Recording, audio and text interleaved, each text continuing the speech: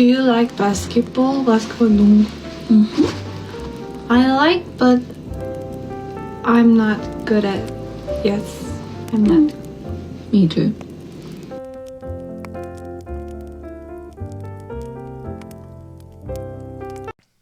Hello, everybody. Welcome back to the State of the League podcast, the only NBA podcast that talks about every NBA team every week if you are subscribed to the Patreon.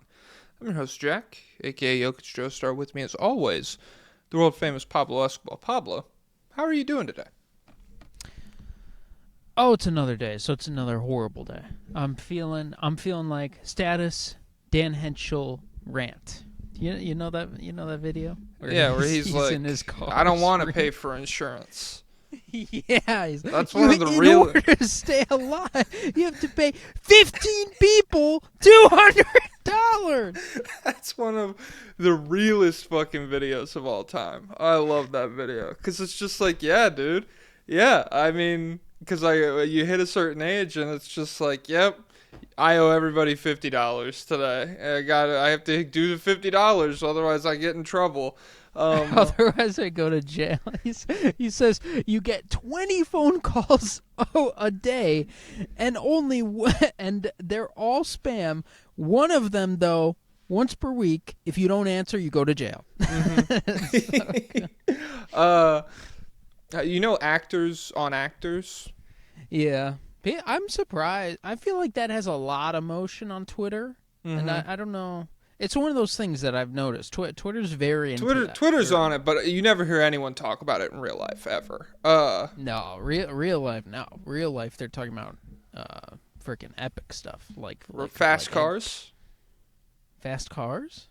Yeah, like legit, like explicit, like fast, like dang, that car's so fast. Yeah, I do hear that in public. Like someone will drive by fast and they'll go, "That thing is fast. That car was fast." No, they should do actors on actors with Dan Henschel and the girl from the Toronto podcast video. Oh shoot! If word is true, and you left your mom's in the hood, someone go smoke that Ute. Because that's two videos I love. That video and Dan Henschel yelling about insurance. Jubilee should really get on that. Oh wait, what is what was it? Was it Actors on Actors or was it something else? That was Nathan Fielder and Alexa Demi from Euphoria. That was a great mismatch. I didn't watch that one. They don't do that as much on Actors on Actors. I get the biggest mismatch was like Coleman Domingo and what's his face, Kieran Roman Culkin. Roy. They ended up being BFFs, which that was cool. Yeah, that was good. They're doing Ethan Hawke and Sydney Sweeney, which I've seen a lot of people upset about. Sydney Sweeney, I mean, talk about just absolute self-sabotage of any motion that you had, where it was like, I really feel like it started with the Dr. Squatch collabs. It's just like, you see, aren't you famous? Shouldn't you be doing like, I don't know, like Dior commercials or something? And instead you're doing the Dr. Squatch soap thing, and since then it's just been downhill. But she really is just a true profit maxer. Like she'll do anything for. Yeah, but long term, I feel like this is not maxed her profits in any capacity, dude. It's how much money can I make frickin' today, and that's it. Okay, well, I'm calling her up. I need $200. That makes her less money. She'll say no. But if you call her up and you say, I'll give you $200, just shout Say It League podcast, of course she'll do it. She's freaking desperate. Do you think that gets us, you think we make our money back on that? No, because then all her fans come in. They say, these guys sound gay. I'm not listening. What the heck? Because they're conservative people? Yeah. Okay. All right. We don't sound that way. What do we say? We say... They talk about freaking basketball. No one watches basketball. Oh. And they're freaking... Victor Wembanyama says trans rights. Trump, get these guys. Shut down this hateful program. Yeah, that's true. That would really be an injection of crazy shit into our Discord. If we, I would love if I could switch timelines. If I could do something that had no consequences in real life, throwing 50 real conservatives into our Discord server right now just to see what would happen would be pretty fun. By the way, in the comments of our last episode, they said they do a census in the Discord every 20 games or something, and they have the results for that. So we'll look at that on Wednesday, I think. Yeah, we've been needing some Wednesday shit. Oh, I was gonna DM Kenny and see if he wanted to just come on and bitch about the Bulls. Oh, epic! All right. So if he responds to that, you guys are fucking second fiddle. But yeah, I hope you guys should figure you should know your place by now. But yeah, place. What's up? How you been, man? Yeah, it's it's snowing. Snow is fun when it's falling. It's horrific every second after. The ground, it's hard to drive, and it's hard for everyone else to drive. And I don't know if you know this. I might be the best driver, and everyone else in the world is the worst driver, and they're trying to kill me. What the actively. heck? Well, I don't know if you know this, but drivers from freaking my city, they're not like other drivers. Drivers around here are crazy, man. Oh, how's the weather in your city? Is it pretty consistent? No. See, you where you're from, you might be used to weather being one way, but here, you blink, it's hot, and then it's snowing. What the heck? What? How's the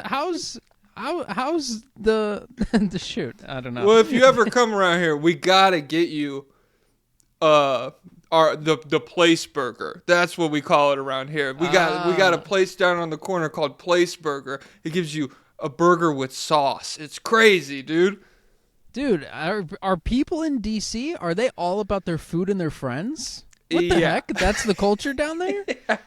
Yeah, it's a big food town, big friends town, big military industrial. You can't bump 3 elbows in this town without running into somebody. They're like, I fly drones. I'm the drone guy over at Lockheed Martin.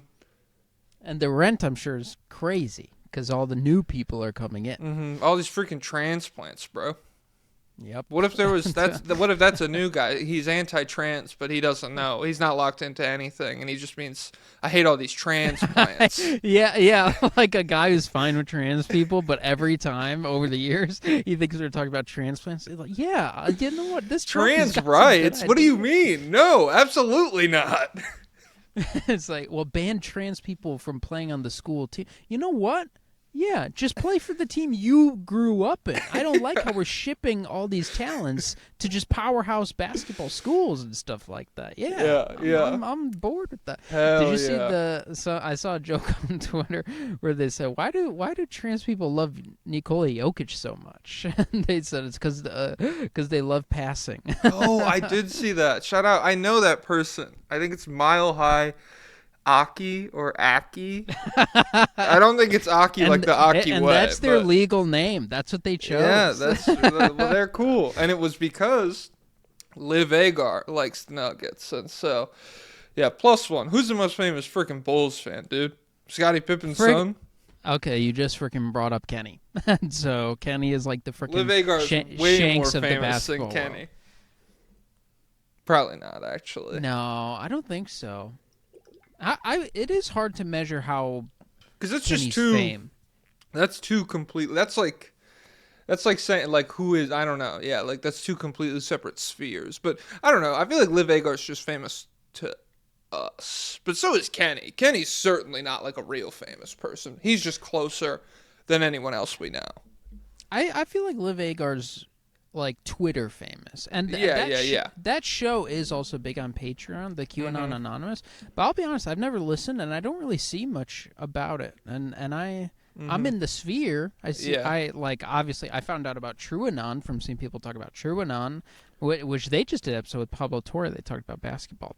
What the fuck? God, well, how do we get in on this, dude? Come on. Shit. Well, they live in New York and they're freaking rich, dude. So, which we're gonna have to make both those things happen, and I'm very anti one of them happening. Which one? Guys, guess down below. He's a man. He's a simple man. He doesn't need all that money. It's all going to me.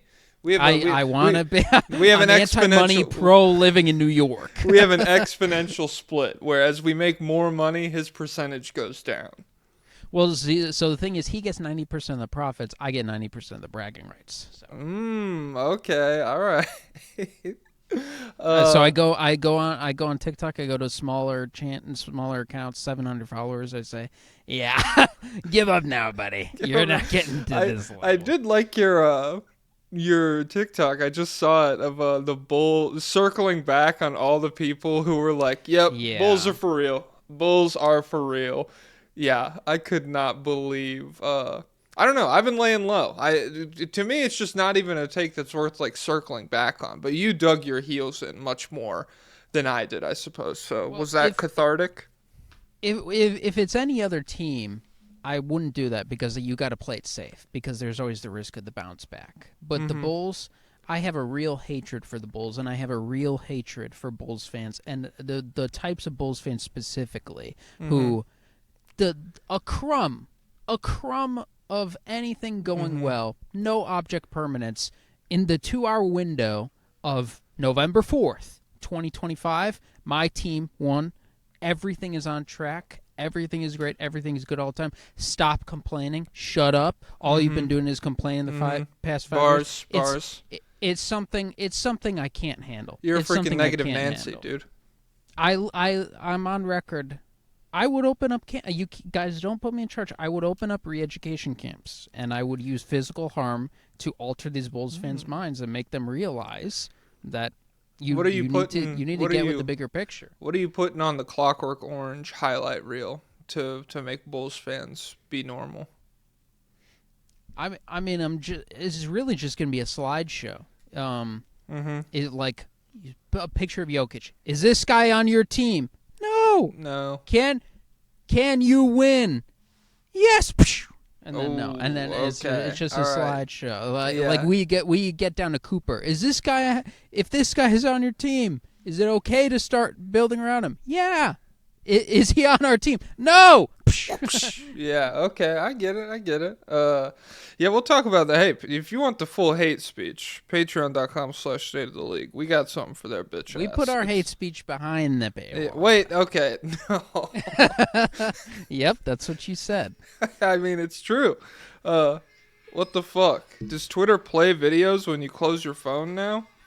Well, they actually did an update to make the worst things happen possible. Okay, so. well, this is a drawing of Candace Owens and Charlie Kirk and Nick Fuentes and a furry. Okay, set to Did you hear what she figured out? Candace Owens? Yeah. Who's that? So she's a free thinker, investigative journalist extraordinaire. Okay. Me too. We're twins. She found out France is behind the Kirk assassination. France is behind it? They did it. I don't buy that. Because you're an idiot and you haven't even looked into it. France just doesn't have the freaking stones to pull something like that off, dude. Well, listen, dude. The Revolutionary War, they helped the U.S. beat England. True or false? It was in Hamilton. Lafayette? Yeah, dude, you can't say stuff like that. That's why Sydney Sweeney fans think we're gay. Okay. Because of Hamilton? I've never even timestamp seen that and cut that. it. No. You just brought it up, dude. I talk in Real History War. You said it's like that freaking play. So, It's like that freaking play. Well, what's a cool play? Now we have to prove to them that theater is cool. Oliver Stone. Is he poured the whole time or no? I think it's Oliver Twist. Oliver Twist. Yeah, Oliver Twist. Who's Oliver Stone? I don't know. Let me Google him. Oliver Stone. William Oliver Stone is an American filmmaker, I guess. What's he made? He made JFK, which I've never seen, but I've heard is good. That's pretty good. He made Platoon, which is good. I've seen that. He made Natural Born Killers. Have you ever heard of that? No. Wait, is Nicole Kidman in that? I know Woody Harrelson is. I don't know who the co-star is. Olivia Stone. Oh, wait, no. Wait. Juliette Lewis. Who is that again? Who is who again? Juliette Lewis. It's a fucking actress. What do you mean? I closed the tab, so I can't find any more information. Juliette Lewis. Is she True Detective or no? Or is that Julia Margolis? Juliette Lewis. Damn, she looks super familiar. She might be True Detective. Is she in frickin' Hill House or no? Juliette Lewis, Hill House. No, what do I know this woman from? No, She's in From Dusk Till Dawn. That's pretty good. Have you seen Yellow Jackets? No, she That was in seems Ma. that seems Oh, like such a she's you show. She's the mom in Ma, but not Ma, but she's the mom in Ma. Oh, What and a she was in stupid- Opus. I saw Opus. Was it good? It was. I didn't regret my trip to the theater. Okay. Oh yeah, there's no more theaters because of Netflix. Well, So, are you getting the Netflix brain chip when it comes out? maybe we'll see. My TV is such a piece of shit. That's why I be going to the movies, because watching movies at home it's like fun, but I need a new TV. But I don't want a new TV. You live in the freaking golden age of TV. It's the one thing that's excellent and affordable. I watch it on my Get a- laptop. Dude, get a freaking TV because the TVs are also smart and they can. I don't and want if you, a smart TV, and No, every if you TV allow has it, it'll AI on scan- it now. Well, yeah, it'll scan your room and then Mhm. maybe your where you keep the chips. It'll notice the bag's not there one day and it'll recommend you get some new chips. You're out. Okay, is that worth it, guys? Yeah, Violation of privacy, but you know that you need more chips, and you gotta get a smart fridge, dude.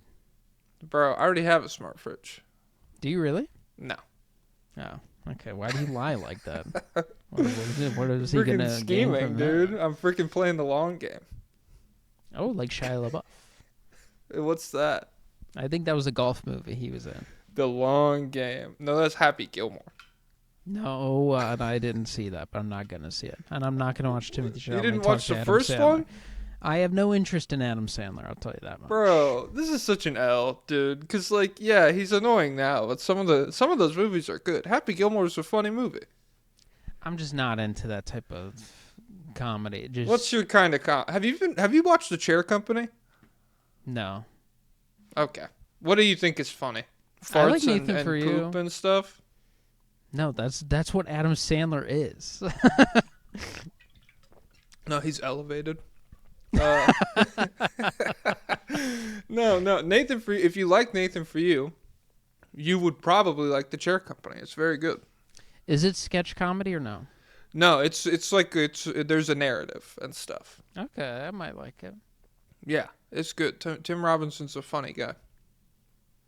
But I just can't do the stupid comedy where like you know it's gonna be Dumbo comedy. And, It's and just not so. to say, I mean, what do not you to make? say What is not this to show? say- What is this show? Is it smart?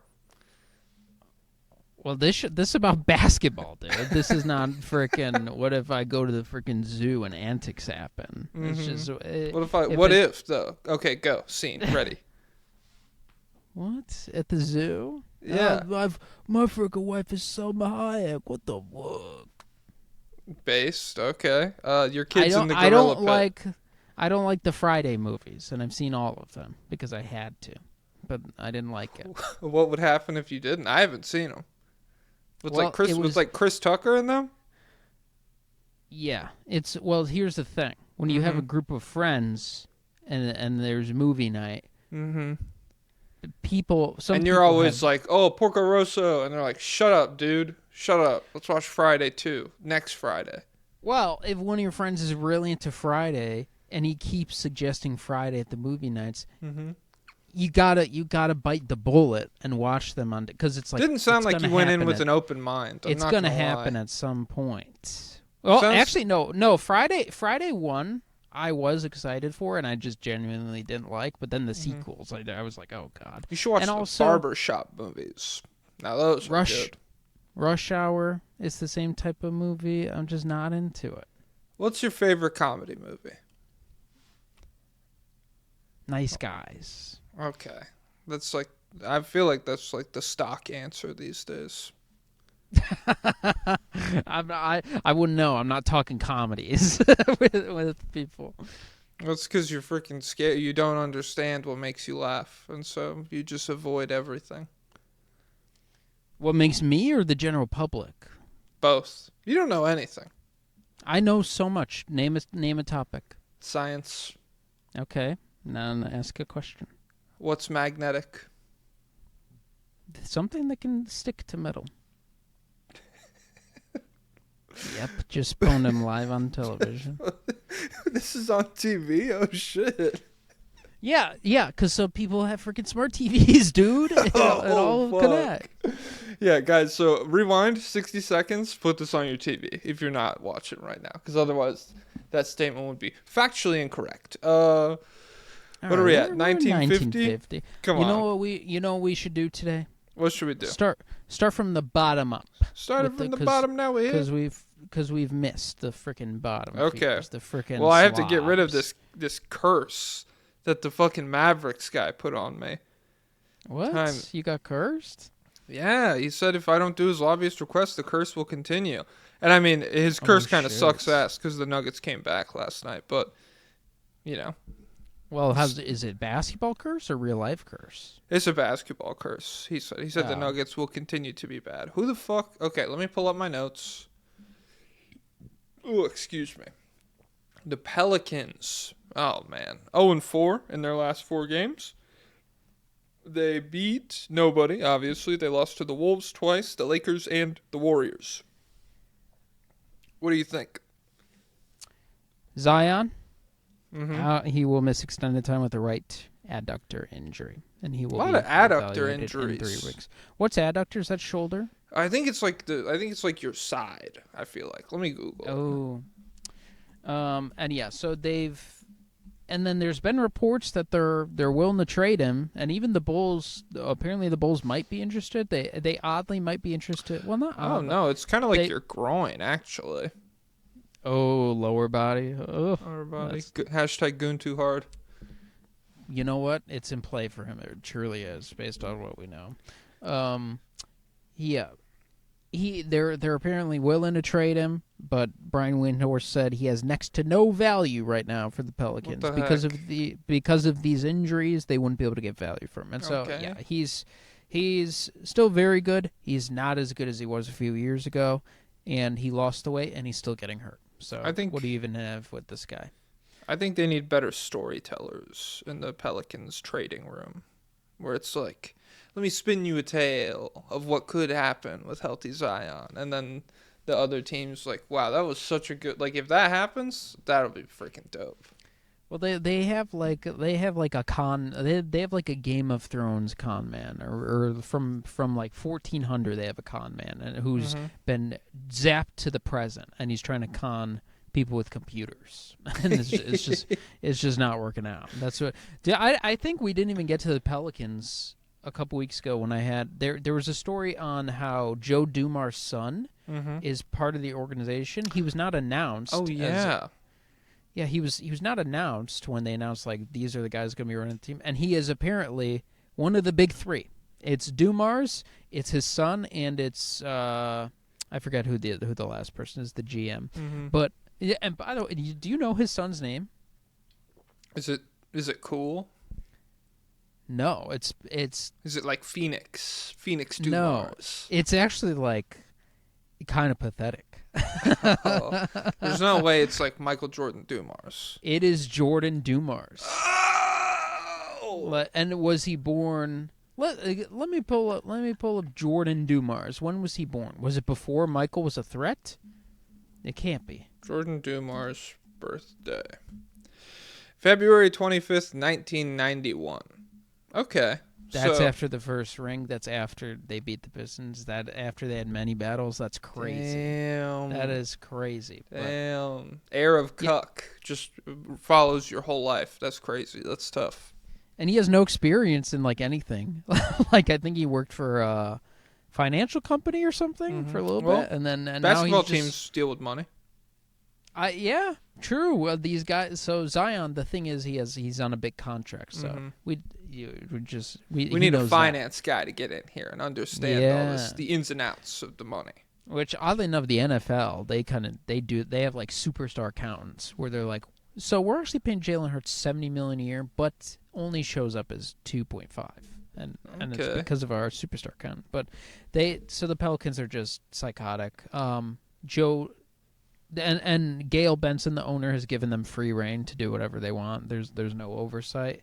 And she fired David Griffin, I think because he wanted to fire Willie Green, and she's like, no, it's not happening. No. And then now I think he's going to get fired anyway. Does he still have his job? Willie Green is still working there?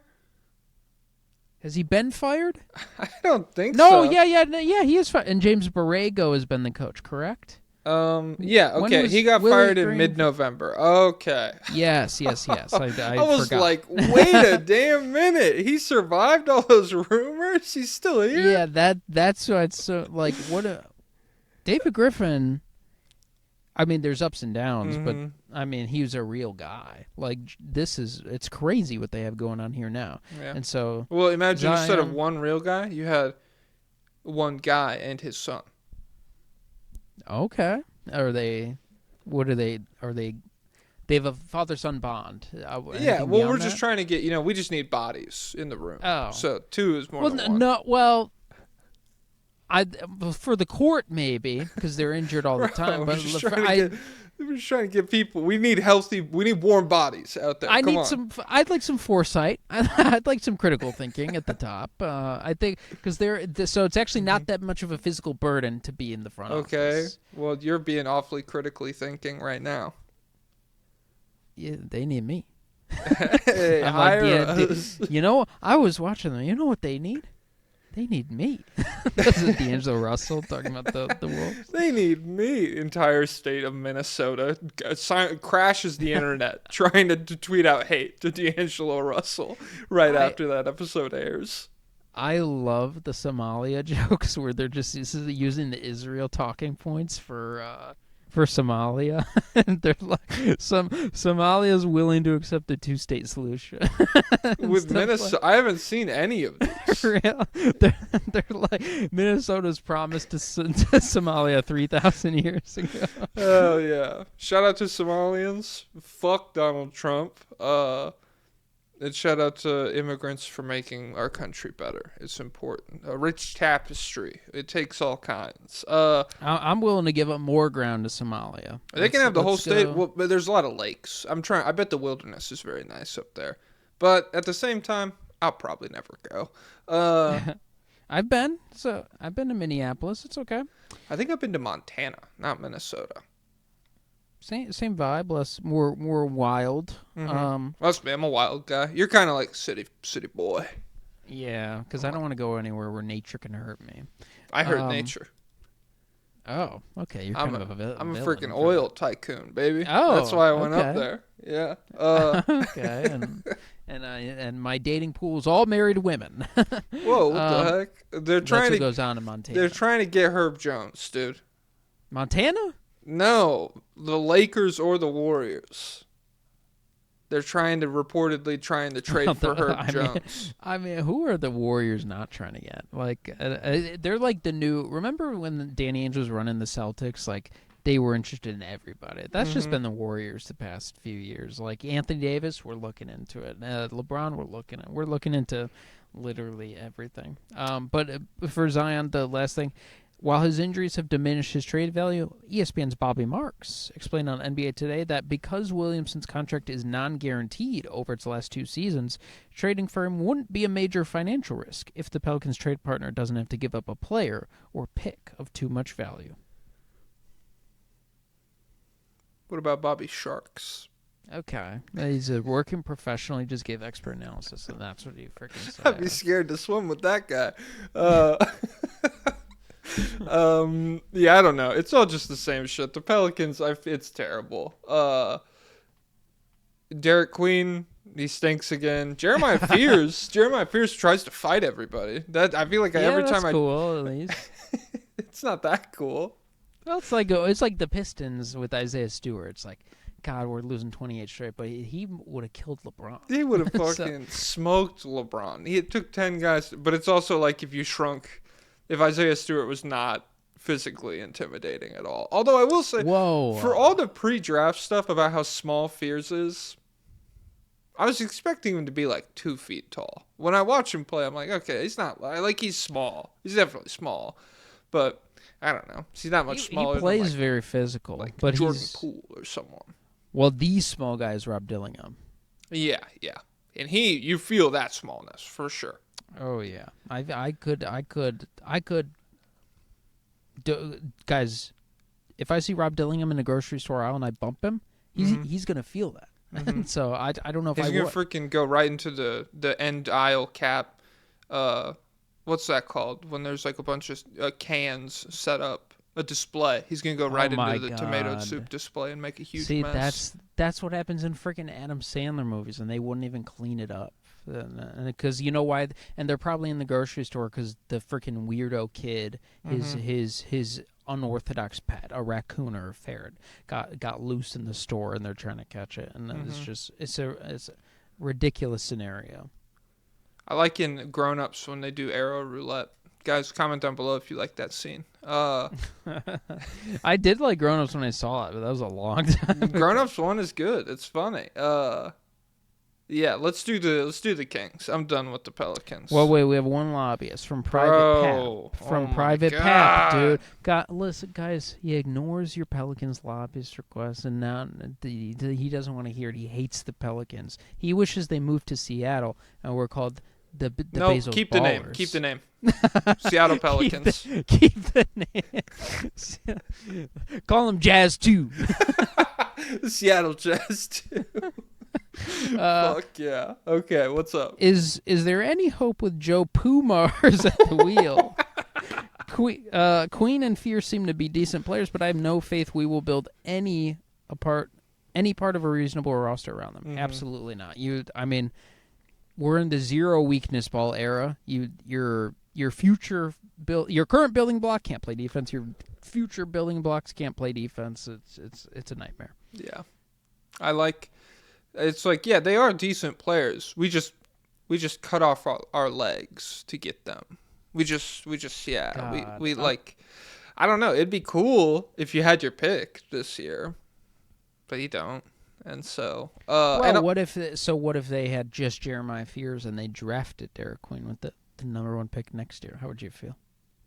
I would feel crazy because Queen probably would have gotten picked by someone this year. So it'd be like, so with the number 1 pick, well, no, they forgot him. Everyone forgot him. And actually, they just saw Queen on the sheet, and they're like, I'm not drafting a girl, dude. Nice. I like Derek Queen.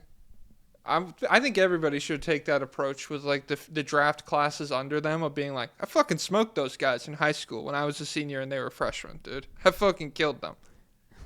Well, you know Cam Reddish, a legend in high school. He dominated Anthony Edwards. Yeah, and now you see. And now you don't.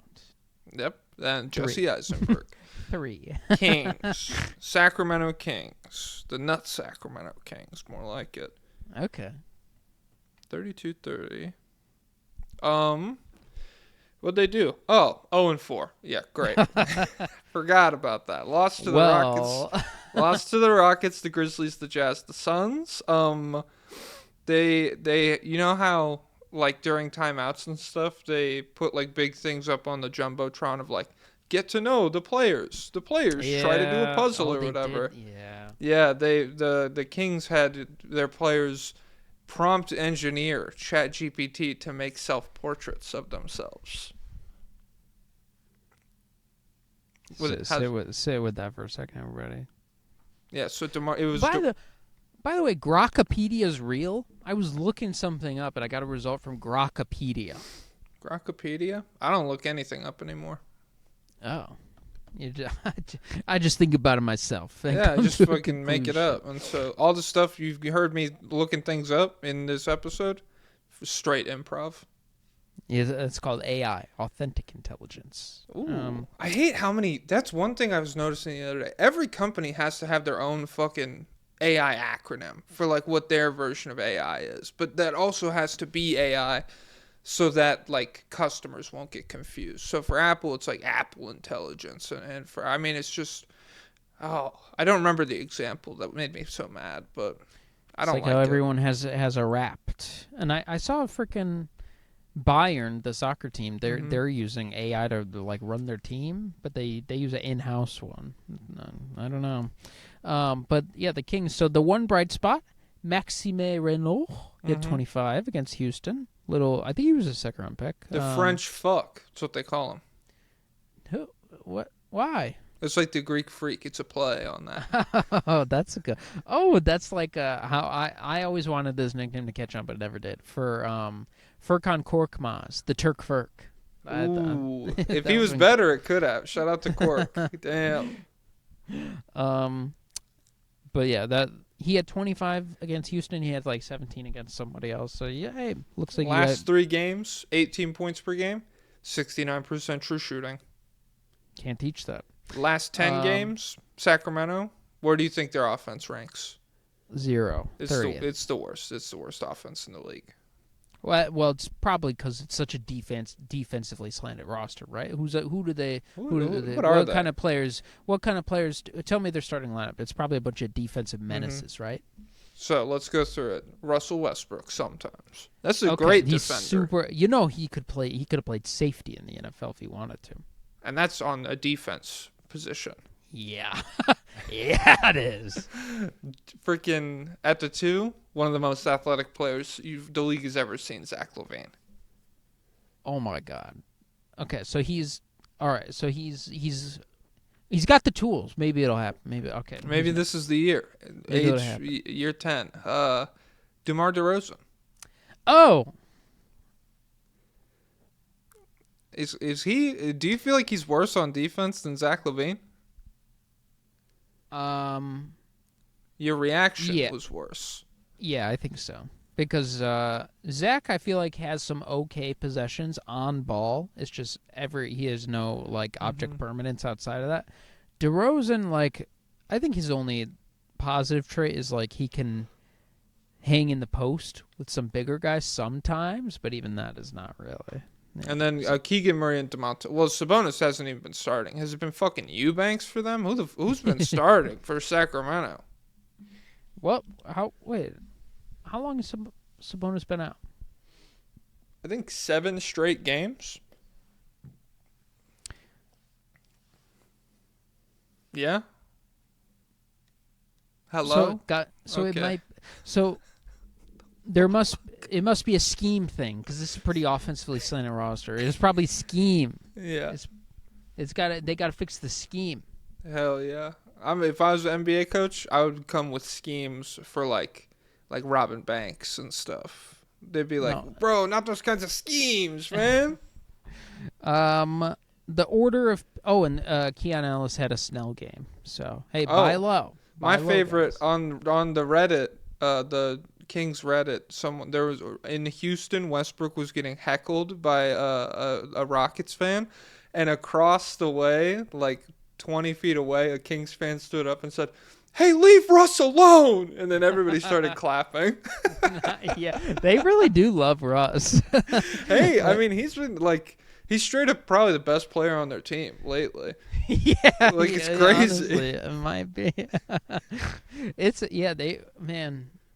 They really should get Vooch just so we could see what the Bulls, because it's unbelievable the Bulls never assembled this team. It's actually incredible. Get Vooch, and I want to see what that team does against the Thunder. Do they hit 50 points before the fourth quarter? I'm just trying to see, man.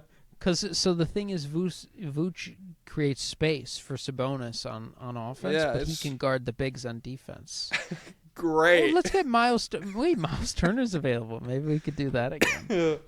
Yeah. What are the requests for these fuckers? The order of pacism. Ha! There are no Kings fans here. You've been trapped in the sack. Now, man. Okay. Now, if you had to build a trade for Jokic for anything on the Kings, the money has to work. What would it be? No. No, I don't have to do anything. What the hell? No. Mods ban him. Mods ban the order of pace. How about make me, pal? How about you fucking do something about it? I'm not doing that. Steph, former DeLon Wright fan. Hello, handsome genius. Hello. And idiot loser. Oh, okay. I feel like the Kings have successfully gaslit me into believing Keon Ellis isn't actually that good. A team crying out for any sort of life, and he still can't get meaningful minutes? Maybe he does suck. I don't know. No, because remember, they didn't play Ryan Rollins, and then now he's... Well, it's because he was freaking stealing, dude. Well, they just had a moral... They were like, hey, listen, you need to learn your lesson. Yeah. We love winning, but we have to win the right way. So you can't play. The right way. Meanwhile, Bilal Koulibaly is like, have you seen this fucking book? It's called Bitches Be Trippin' in French. It's really good. D's nuts. Hello, peanut butter and jelly. Is there any path forward at all for the Kings, or are we just doomed for eternity? Thanks, DN. What do you think? You're doomed until there's front office upheaval. So. What do you think is going to happen with this team? What is the path forward? Well, what if they win the lottery this year? Cam Boozer. He's like, so the thing about Cam Boozer is he's won at every level. Mm-hmm. So let's throw him. Let's get Cam. You know what? They really don't ever get those types of guys. Let's just winner max. Draft Cam Boozer. Trade for Christian Brown. Trade for Christian Brown. Trade for Fred VanVleet. Trade for Dylan Brooks. Trade for sign Chris Paul right now. So it's a winner. He's just floating around. All right, screw him. Screw the sack. Okay.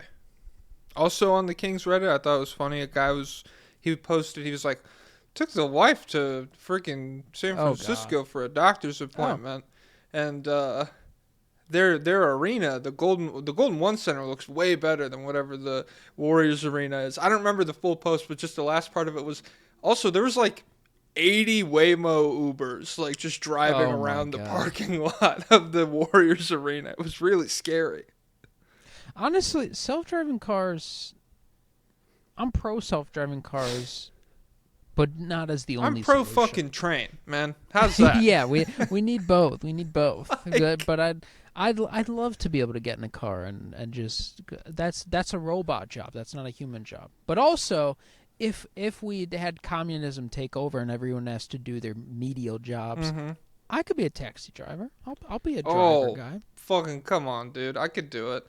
But I'm trying to get like classic yellow taxi. I don't want to be like the air of an Uber. I don't want that. Like a big iPad up front. No, I want like an analog time clock running. If I was president, I would make every single city like London, where the taxi drivers have to pass like an elaborate test and memorize every street in the entire city, called the knowledge. So if you guys, I passed the Sacramento knowledge test. Nice. My girlfriend loves to remind me every time we're walking around here and there's somebody performing on the street and they're bad. She's always like, in Europe, you have to pass a test to be able to perform on the street for money. Oh, do they really? Yeah. And so some people here are good. Some people. There's a guy by the Wizards Arena who plays the steel drums to songs by The Cure and stuff, and he's really good. I like him, but I hate to be a hater, but the bucket drums have never moved me. Like the first time you hear the bucket drums, you go, okay, that's pretty cool. But then it's like choreography. It's not supposed to sound the best. It's like I don't know. Okay, like K-pop. K-pop sounds pretty good. Sometimes, but it's more akin to a Broadway play. I don't listen to it, to be honest. Most of it's garbage. Not New Jeans, but most of it. Okay. What are we on? The Clippers? Hey, speaking of garbage, 1-3 last 4. They beat the Hawks. They lost to the Grizzlies. They heat the Mavericks. They sent Chris Paul home. They heat the Mavericks. They heat the Mavericks. And then Kawhi's trade value is reportedly negative. Yeah. I mean, that guy doesn't play. So, that was the big story. Chris Paul got sent home because he's too difficult. he's doing his typical Chris Paul thing, and they're like, you're not even playing. You guys didn't even useful. You didn't see that one coming. You didn't know Chris Paul was going to be a vocal guy in the locker room. I don't have to put up with this. Get out. And apparently one of the big and you never know if it's a loser team bristling at any short criticism or just Chris Paul being Chris Paul. The funny story we got is that Kawhi came back from injury and had to guard. He was chasing Klay Thompson around screens, and it wasn't working. And Chris Paul was like, "Hey, yeah, you're not fresh enough. I don't think you're fresh enough for this. We should probably do something else." And they did something else. And then Jeff Van Gundy was like, "How dare you? You're not that guy, pal. You think you could walk in here and make the I calls. think you buddy. could walk in here. How many games have you even fucking been at Into a Dome Arena for? I've been here for probably more than you even, dude. So fucking watch it. I'm a frickin' Van Gundy. You know what that means? Yeah. Yeah. Sit down My and brother, shut my up. brother's gonna trash mouth you. I do like. So Stan is the broadcaster and Jeff is the coach now, right? Yes. Stan will sometimes just be like, "Yeah, my brother told me the other day that a couple of guys were being real annoying at practice or whatever." I fucking love that. That always kills me. He's got such a casual voice. Yeah, my brother. Yeah, and it's just Was it?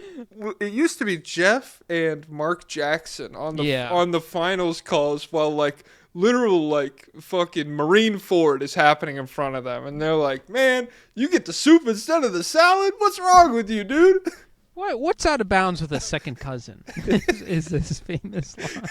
What the fuck are you talking about?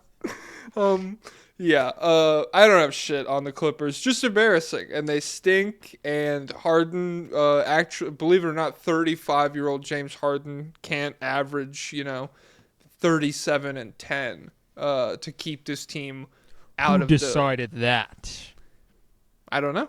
It's probably because he's at the strip club, not in the crazy, crazy science chambers like LeBron. Oh shoot. So Chris Paul, any transaction with him is going to take time. They can't waive him because of salary cap considerations, and they can't replace his roster spot that way. And he's not trade eligible until the 15th. So he's going to be sitting at home, filing taxes as a Clipper for a little bit. I didn't realize he played 82 games last year. Yeah, he's freaking Iron Man next to Wemby. That's crazy. It's because he's vegan or something, I think. So how far could he have fallen? Chris Paul from last year, pretty far. I mean, I don't. You think he can't do anything anywhere? I mean, I'm sure he could be like a backup point guard somewhere, but I think if you build a role for him into your team, you're asking for disaster. Whether it's like he gets hurt in the playoffs or just like isn't that good, I don't think. I'm thinking like Rockets reunion. Get a guy who could dribble. Just another guy who could dribble. I don't think that's like the worst idea in the world, because it feels like they have enough depth to like. Yeah, you're pretty much just like rolling the dice, and the risk isn't crazy for them or anything. But like I said, if they play the rest of the season and Chris Paul becomes a significant part of their team, and then it's just like, oh shit, we're in the second round and his leg it exploded, then yeah, I don't think we're risking that with anyone. But it seems the discussion is that he might just be done. He might just be out of the league, and I still feel like he's got something to give. Yeah. He might be the last. You think he's the last guy at that height we ever see be that good? I mean, Brunson's that height, so. Chris Paul. I mean, what do you think? Yeah, he might be one tier ahead, but like, I mean, it's just how much better is Chris Paul than? I would say a good amount. He's an all-world defender versus straight-up terrible defender. Yeah, that's true.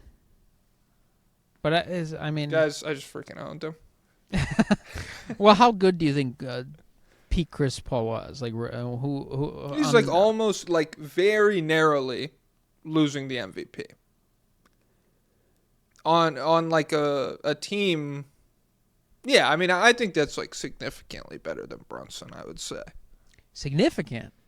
Yeah, I think no one's significant. I think the gap between like all NBA first or second team, and being the runner up to the MVP, really losing out to like, I won't say nostalgia powered Kobe, but very very close MVP race against one of the all time fan favorites. I feel like it's a noticeable gap. I feel like his place was really, really great, like the best small guy, but he just wasn't better than any of the bigger guys. And I guess Steph, but Steph doesn't get. But I also feel like Steph is bigger. Also, like he is like the difference between 6 foot and 6'3", that's important. I wonder if we'll. I don't know. And Brunson's good. I don't mean to shit on Brunson. I just feel like Chris Paul, I do wonder when the next time we'll see a guy who is 6 feet tall, be an MVP finalist, runner-up, maybe win it, and be that good for that long. Also, that's the other crazy part of it. It's like 16 years of legit great play, and then a few tacked on at the end where he was just okay. I also think like the same way I think if Steve Nash played today, he's the defense becomes a much bigger problem. I think Chris Paul, he was like plus defender. I think it probably dents him to be in this era, even if he's good. So I don't know. Do you think Chris Paul was like a top 5 guy at some point? I don't know if we'll ever get a little guy at the top 5. I think he peaked at top 5, I would say. I'm not going to go back and comb through, but 2008, it's him, LeBron, Kobe, probably Dwight Howard at that point, maybe. But yeah, I feel comfortable saying top 5 off the cuff. And little guys don't even play defense anymore. That's what I mean. Yeah, really. Like they just it's a foregone conclusion. Although, when lightning strikes, maybe we get a little two-way player.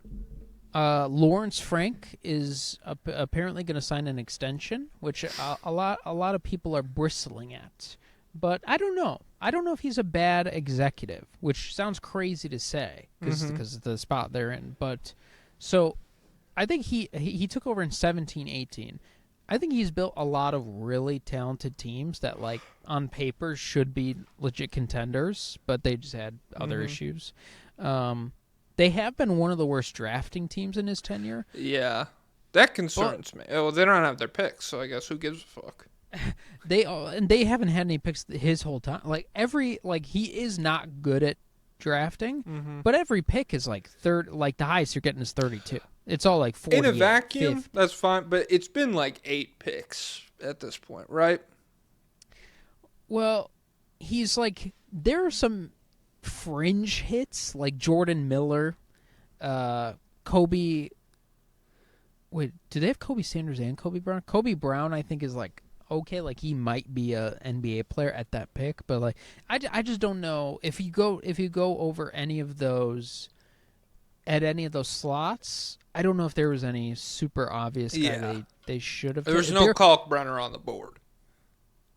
Was he? I don't know. No, I mean I don't think. I'll pull it up. I mean there might have been, so the only time in his tenure that he's had high picks was in 2018. He had pick 11 and pick 13, and so he took Shea, which is pretty good. Okay, and banger. He took Jerome Robinson, which is maybe the most despised draft Twitter pick in history. I like Jerome Robinson because that was my first year of doing it, but he was 24.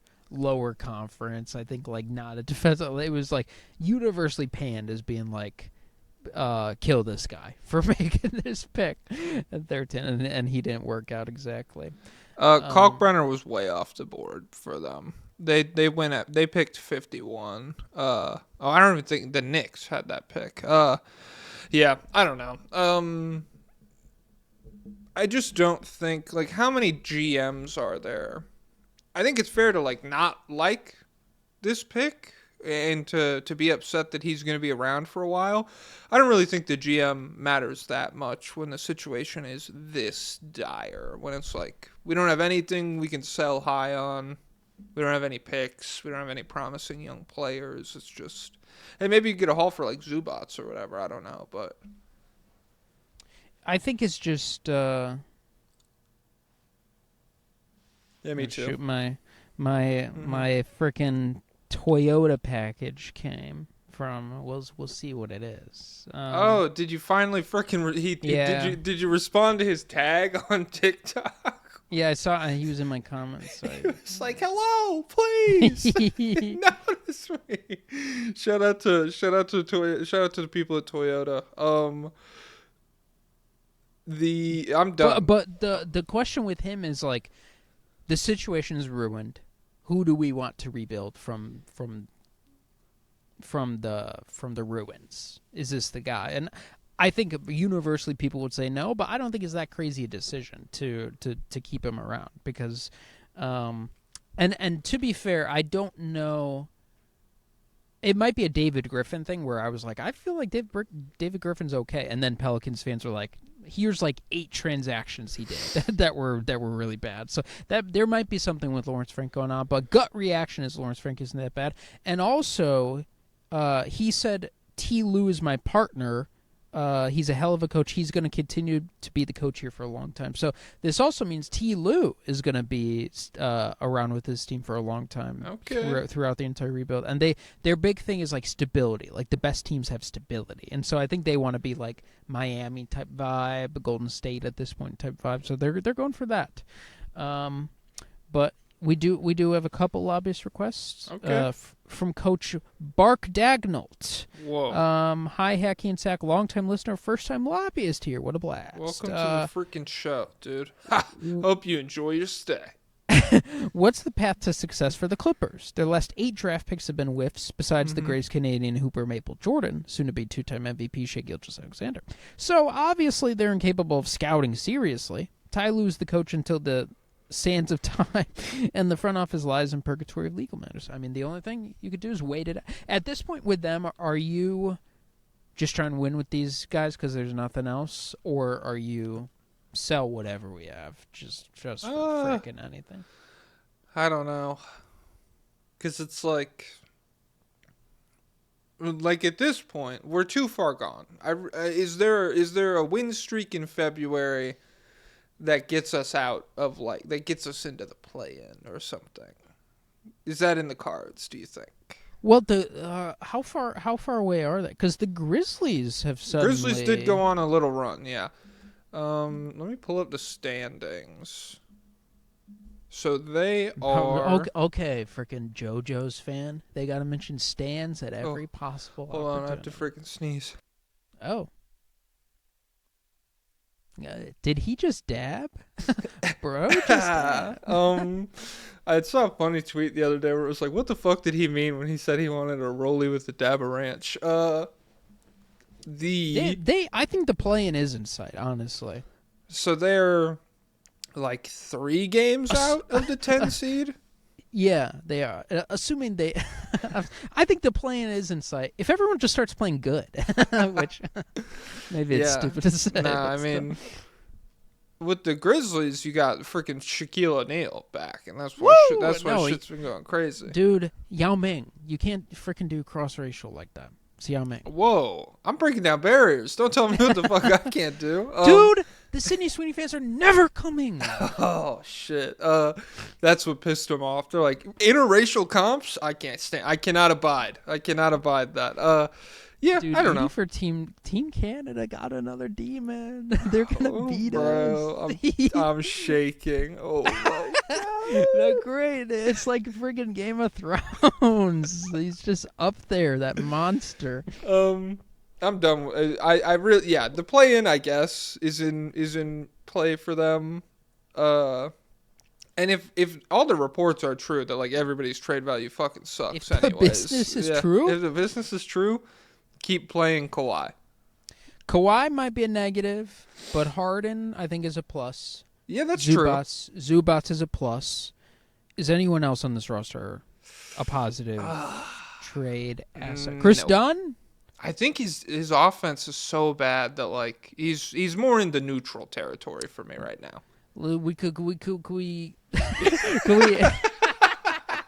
Can we get a couple seconds from? Can we get a couple seconds from OKC for him?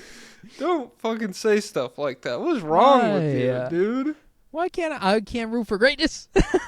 No, I love honestly. Like I'm never gonna hate OKC as much as everyone else, and it's the same with the Warriors because they drafted like the whole team. I'm okay hating super teams or just evil teams like I James just hate Harden's Lou Dort. Rockets. I don't have that much beef with the Thunder.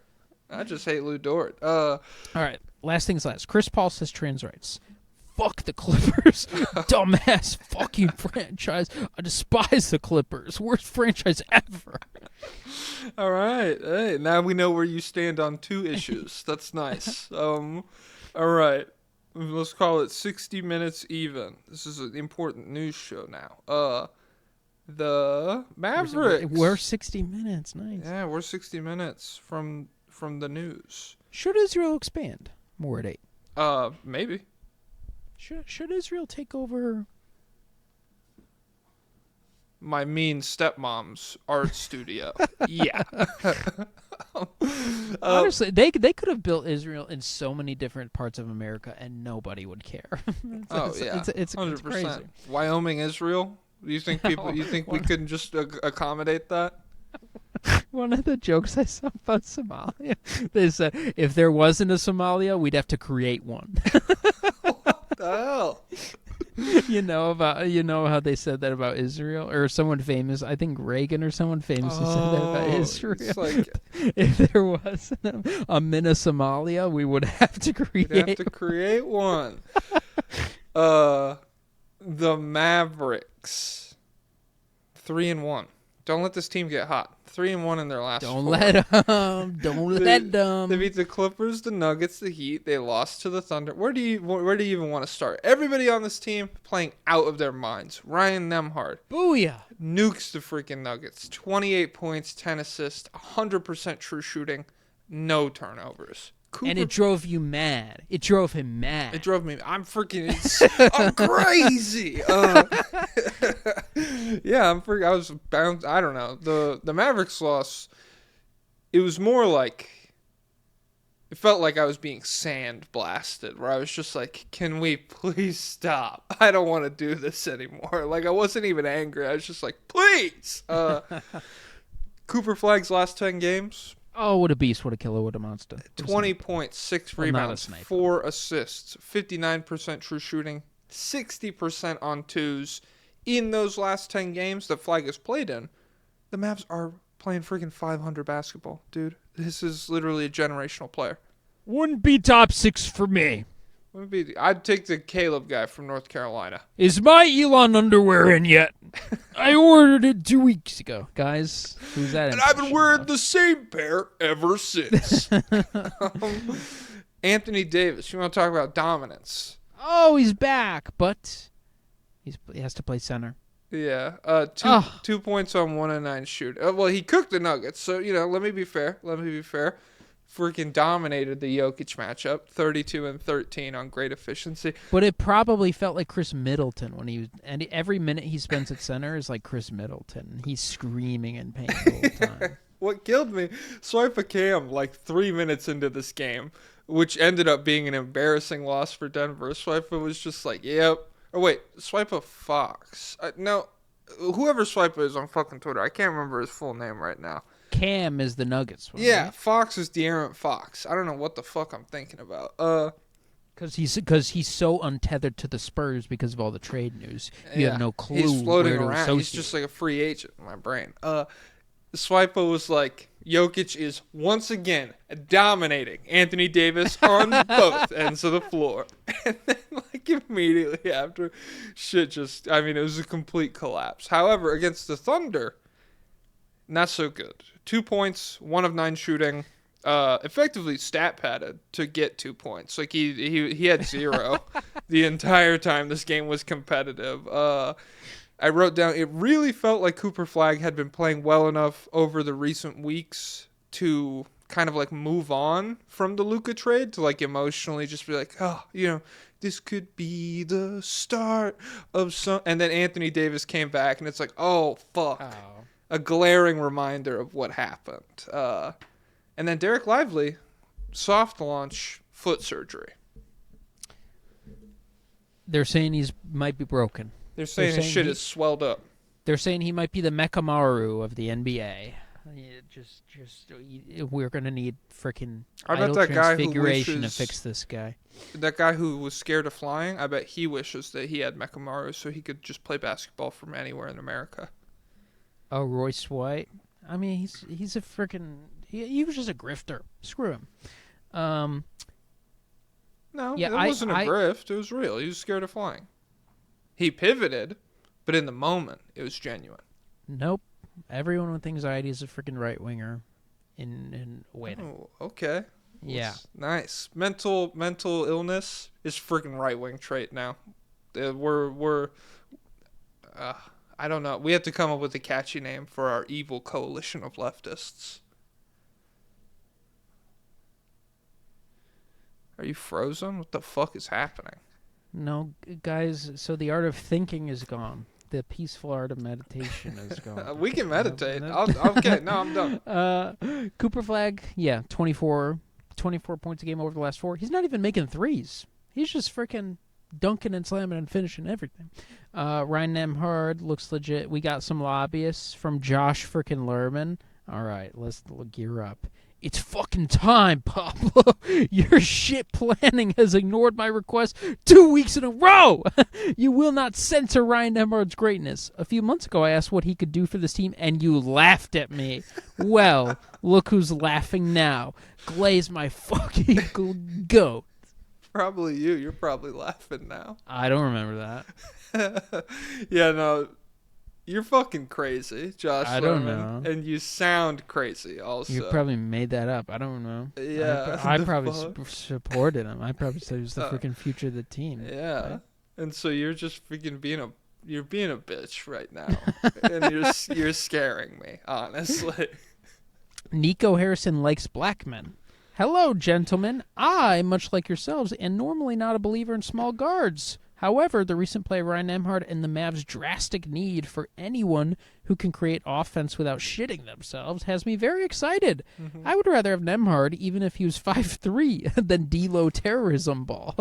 What are your thoughts on how real this can be? What if that was a guy, diaper NBA player? He can create offense, but he will shit himself. So you diaper him up. Is that a foul, or is that a... Do you get in trouble for that? I don't think so. Because you can, like... If you drool on accident, is that a foul? It's a lot easier to clean up drool. And if there was, like, someone slobbering like a dog and you had to stop the game 7 times a quarter to... I feel like you would get in trouble. But imagine the guy who poops himself 8 times a quarter, and it's like... They have the best defensive rating in the league. It's like, it's not what it appears. So he's the best post-up player in NBA history. Because of all the stoppages from the poop going on the floor, it drastically lowers the pace of the game. How is the slowest team in NBA history being the most dominant team ever? What's the key to this to their slow pace? Might surprise you. It might surprise the shit out of you. That's really good. Ryan Nemhard might be. I haven't locked into how, and I didn't watch a ton of him on Gonzaga. I'll be honest. He shot 34% from 3. I remember someone said that on Twitter. Over 4 years. What the heck? And now he's a killer from small 3. Guy shooting that from 3. Come on, get out of my face. But if he is, I'm pro Andrew Nemhard. I think he's one of the small guards who I'd protect in the Revolution. And so if Ryan Nemhard could play defense like that, I'm okay with it. But if he can't, I'm out. Yeah, if he can't, I don't care, dude. And I don't want any excuses either. I'll tell you what, he looked like sick last night. I don't know what was going on. Yeah, he did. Okay. I'm showing genuine concern for his health, and this is what I get. Okay.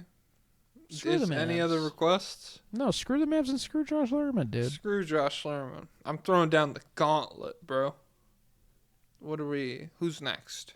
If you know who couldn't wear the gauntlet, freaking Josh Lerman. He'd have to wear the girllet for a freaking gauntlet for girls.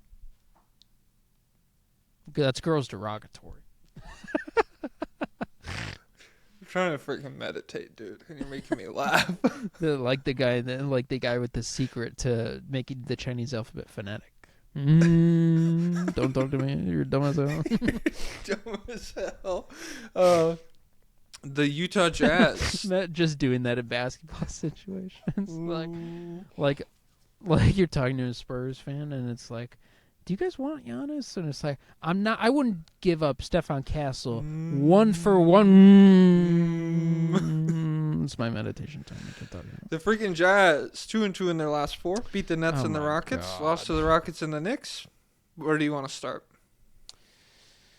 I don't have much on these guys. Bryce I just have had 20 once. Yep. Since then, 4 games. He's in 2 of those games, he played just 10 and 12 minutes, respectively. Of course. Not allowed to flourish after his breakout game. So the only thing I have for the Jazz this week is, besides the obvious requests, is maybe the worst quote of all time. Maybe I'll go on record.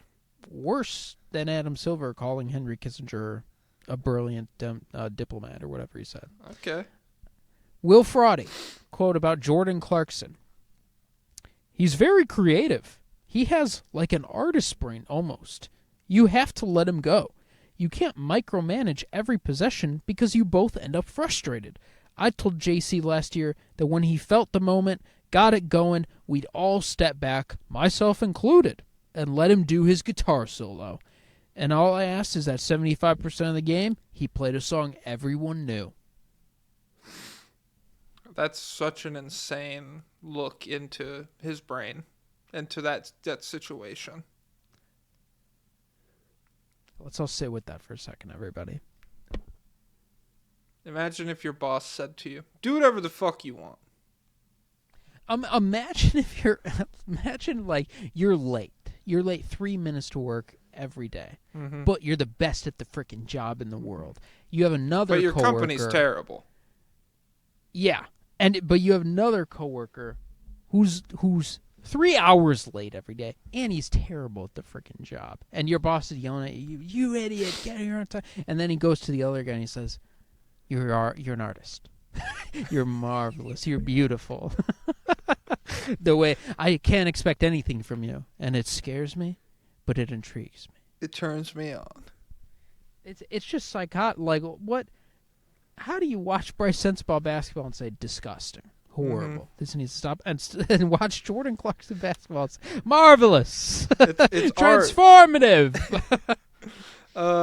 So they played against the Knicks, and they opened the game giving up a 23-0 run. I hope Christian Cavalier dumps your slut ass. Is that who's dating Will Hardy? Yeah, you know he cheated on his wife, allegedly. Of course, 100% certain. With who? Well, not with her, but the marriage ended probably because he freaking cheated on his wife. So I don't care. Which is worse, being unfaithful in a marriage or playing Jordan Clarkson regular minutes? Unfaithful. Jordan Clarkson used to be good, dude.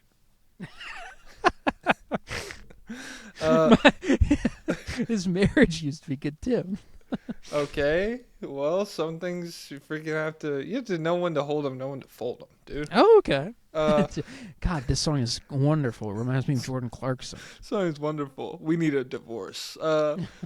Cody Williams, 5 Cardio Cody. 5 healthy DNPs in his last 6 games. He has made 2 total shots since November 16th. He had his running mate, T-John Salon, the two toolsy guys who stink. Salon's chill. He's getting lapped, bro. Yeah, chill on grouping Salon with Cardio Cody. He really should just be in the G League. It's just he needs a lot of reps to work on his game. Yeah. Mile High Cloud. Hello, fanboy and chum chum. I had the honor of going to the Jazz vs. Kings game on November 28th. Hey, I had the honor of being at Chernobyl the night of the freaking explosion. Wonderful. 128-119 W with my dad. Exclamation nice. points. That's really fun. Yeah, the one freaking upside. I saw Bryce Sensabaugh score 20 on 68.9% true shooting, and just that is a great time seeing Bryce Sensabaugh live.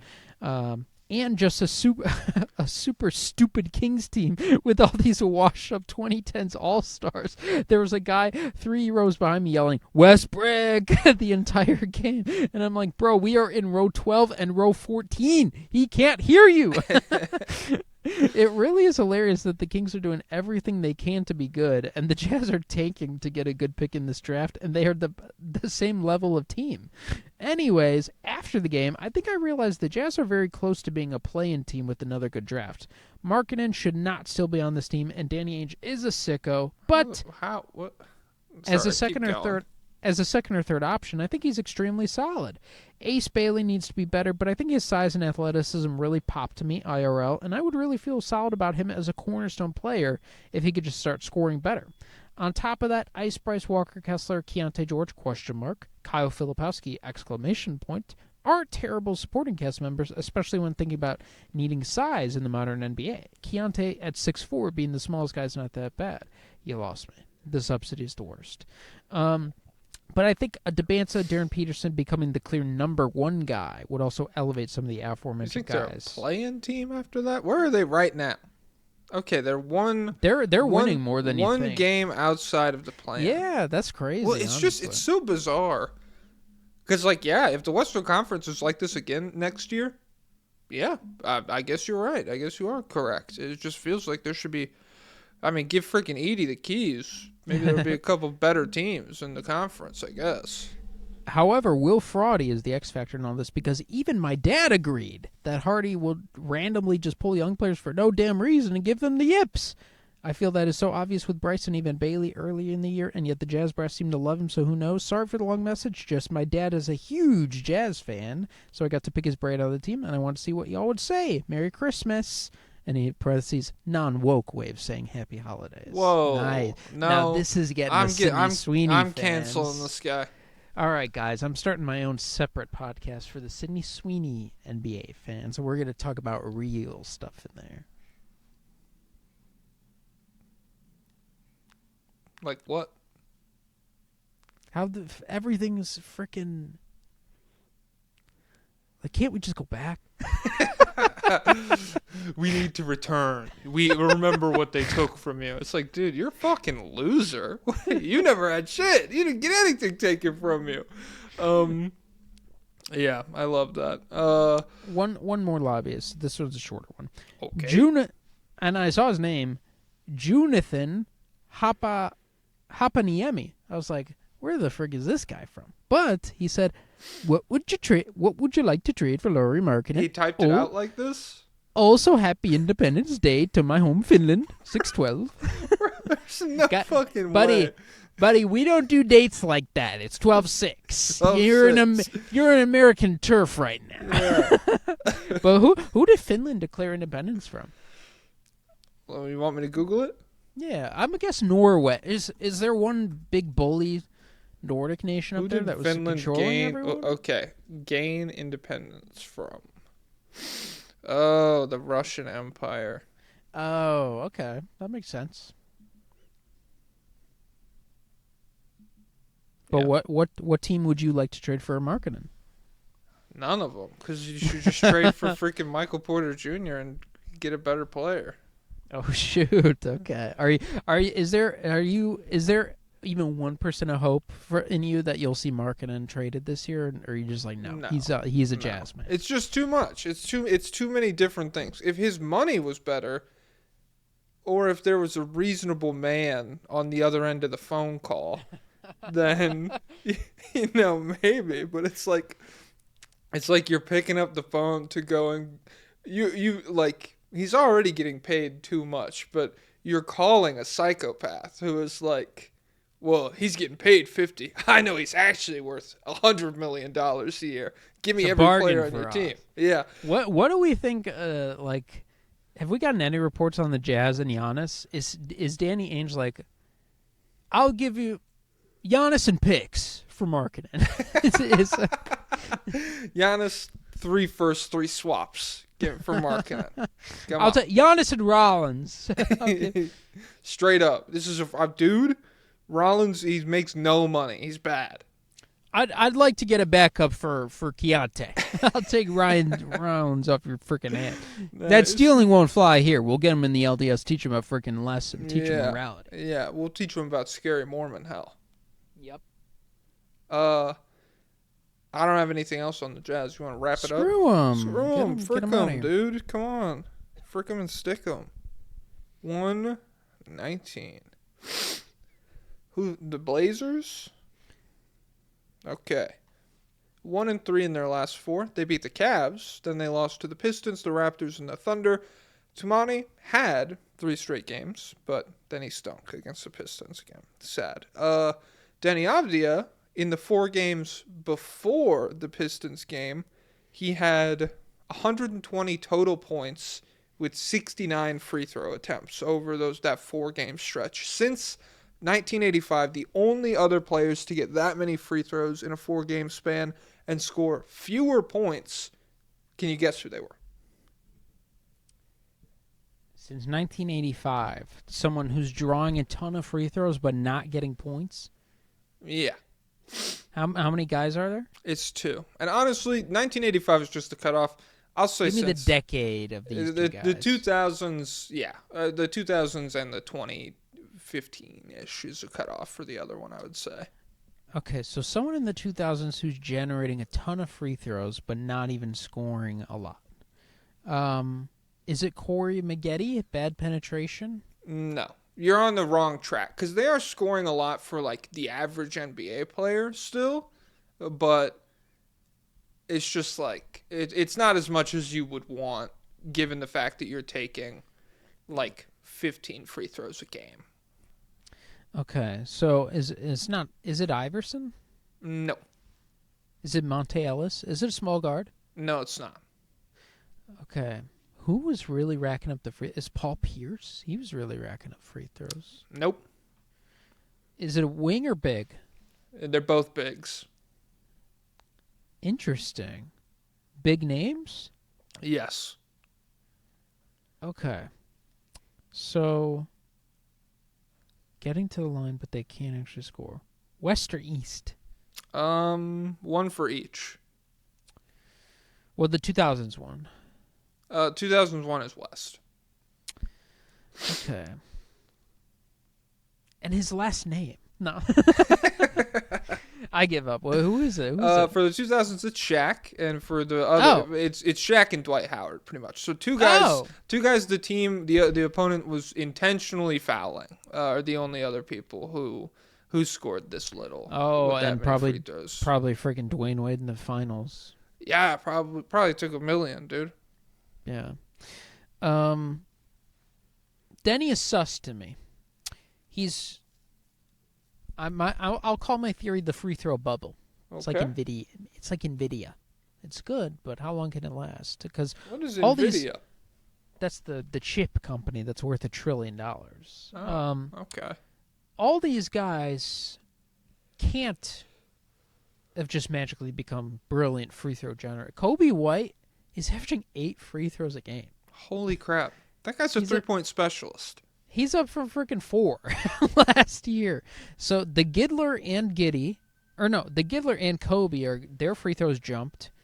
Denny is putting up insane free throw attempt numbers. Cades are up. Like so many guys are up, and I don't know if it's just pace because the Pistons don't play fast, do they? I don't think so. Not maybe. I mean, let me see. There's all these free throw guys who've taken huge jumps that I just don't. I think it's too much, and I'm skeptical that these will exist in the playoffs. That they'll be generating these. Pistons are 12th in pace. So okay, so they are kind of regular, you know. They are playing kind of fast, and so Denny. Shea doesn't. The OKC doesn't play fast, but Shea is legit. Like they're following him because those will be there in the playoffs. Denny actually does. So Denny, he's shooting less at the rim, and he has a worse rim percentage, but he's getting more free throws. But also league wide, rim frequency is down, So it might just be a thing like maybe teams are just fouling guys and not letting them get to the rim at all. He does lead the league in drives. Like he drives more than Shea. Yeah. And so with him, I don't know if it's legit or not. I don't know. What do you think? Is he, because he has been progressing, and getting better every year, and he is like a legitimate athlete. But this is just too. I don't know. This is too big a jump. I think it's relatively real.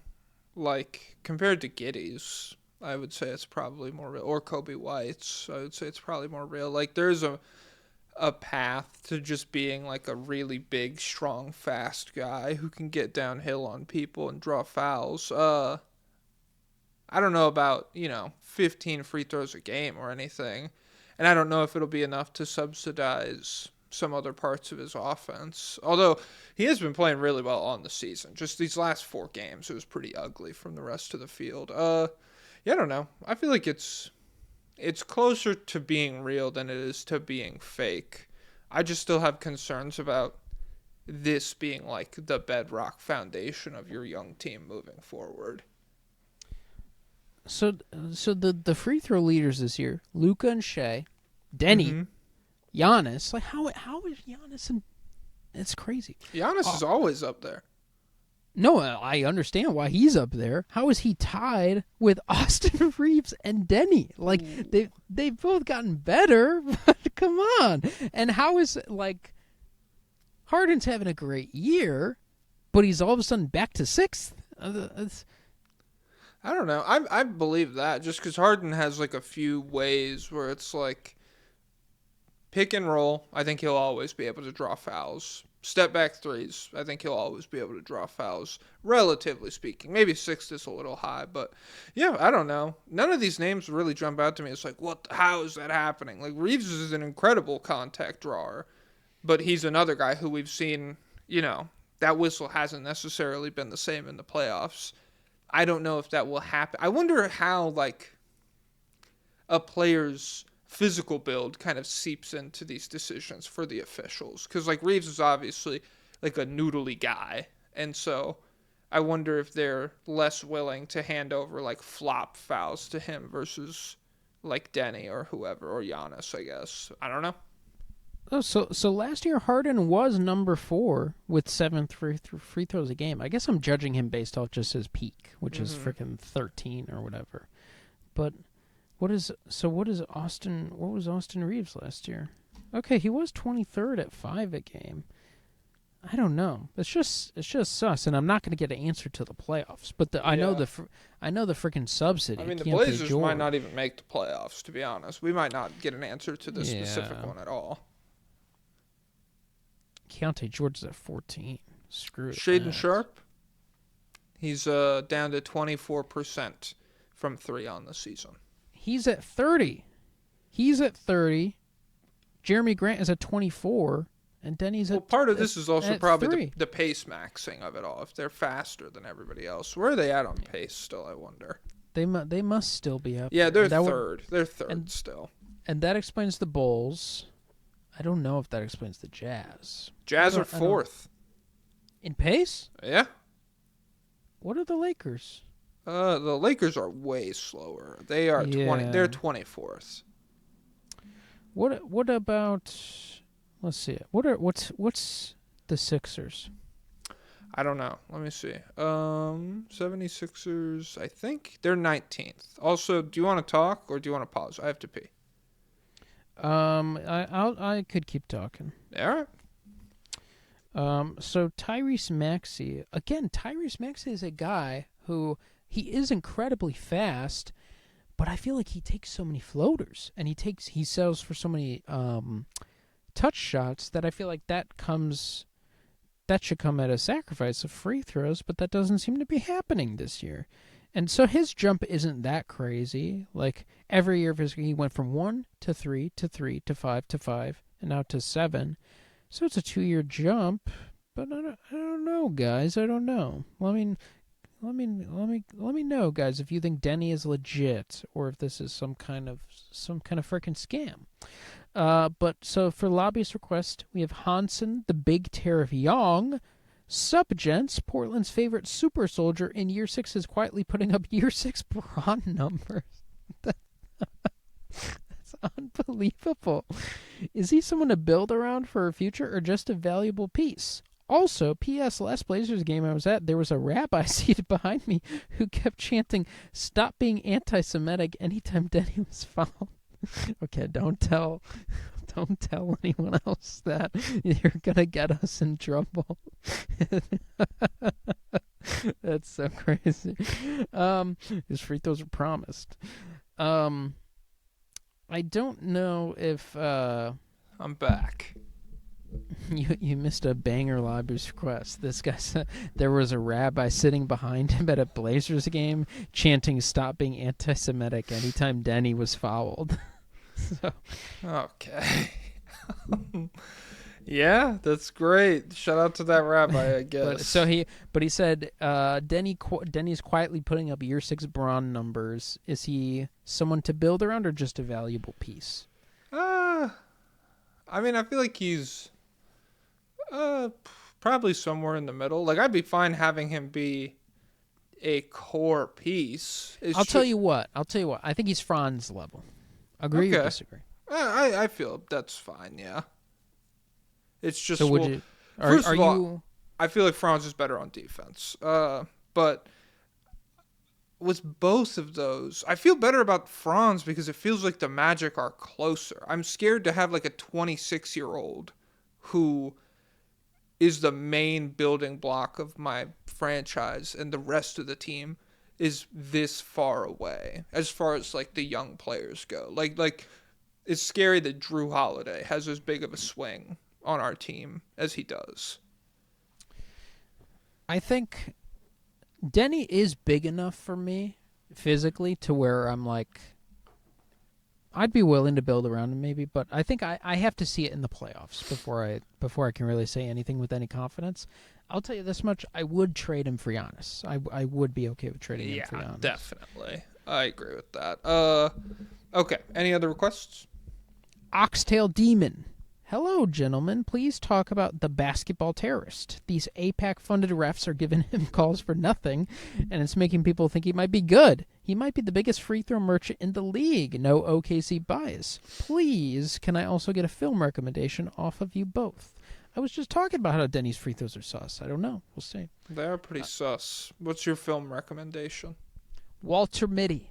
Can never go wrong. John Carpenter's The Thing. It's a good cold day movie because it's in Antarctica. Ooh. Rodney Hood's Left Hand. What's up, John and Wall? I call Wall. Okay. In your last episode, you discussed the possibility of a Giannis trade for the Blazers, including a package of Denny, Klingon, Grant, and many picks. While I think this package is heavy, it's hard to deny the opportunity of trading for a beast like Giannis, even if Portland has small odds of getting him.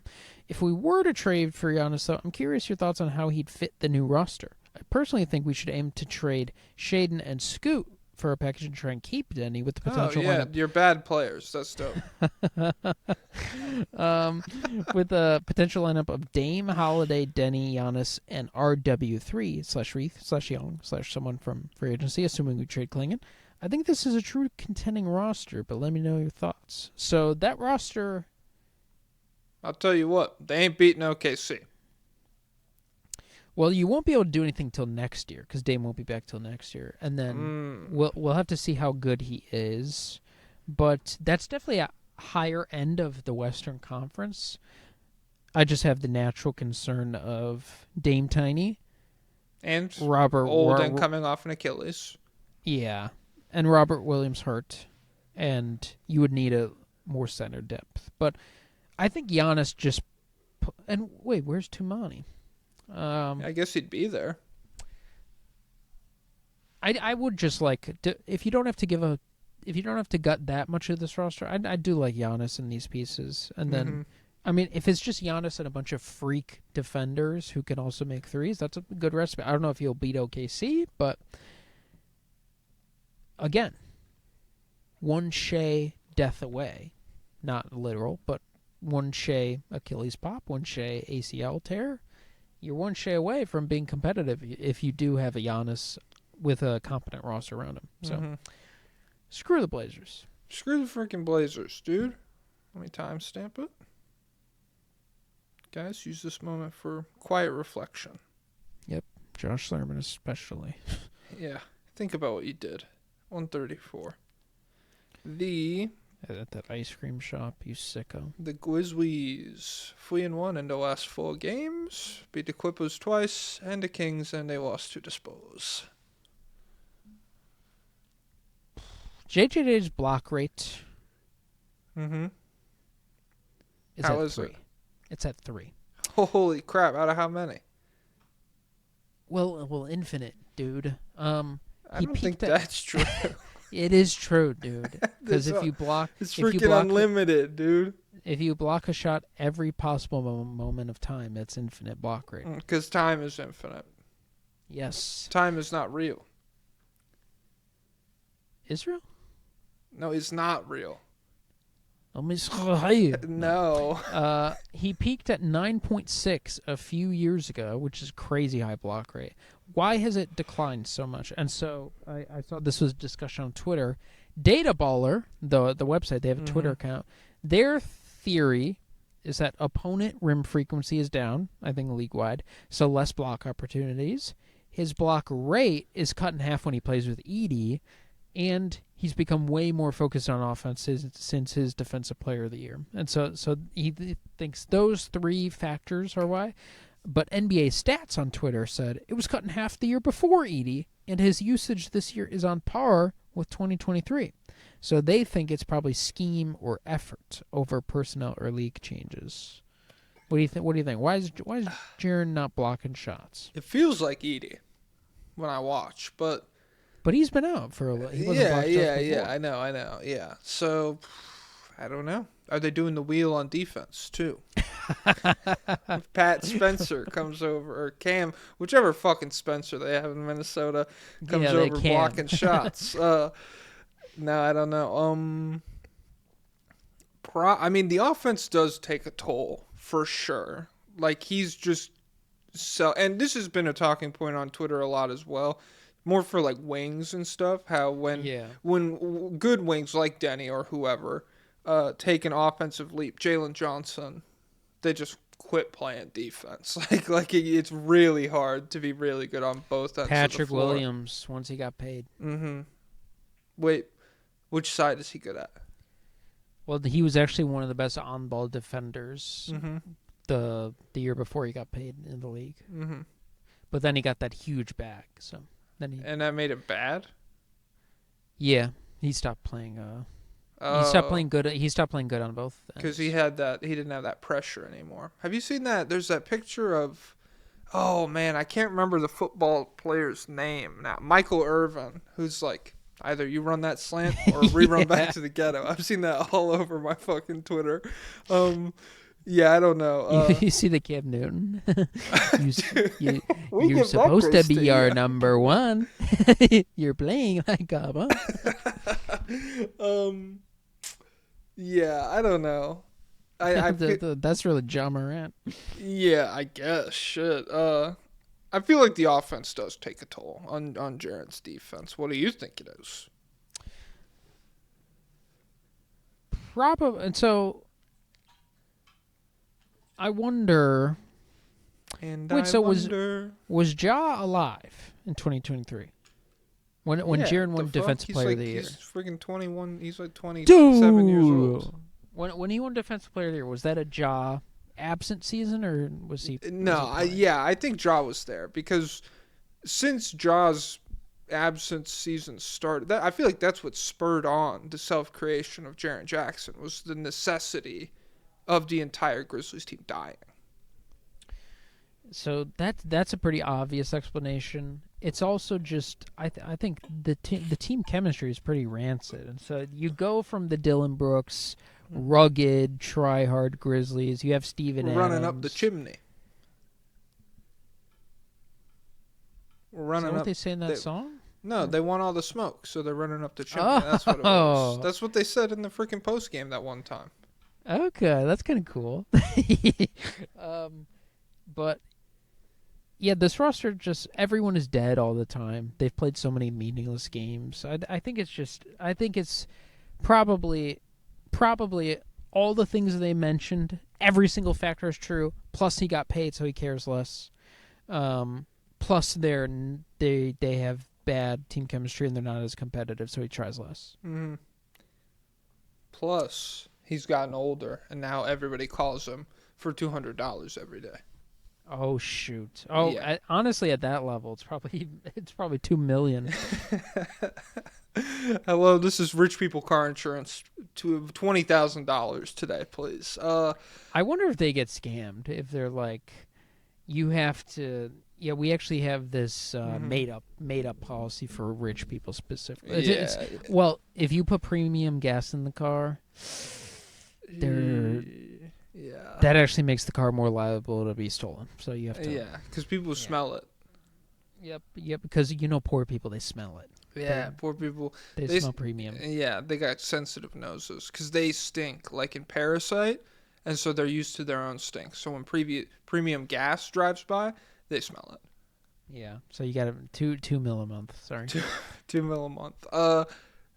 Zach Edey, I don't give a fuck about Jaren Jackson Jr. I can't believe you led with that, dude.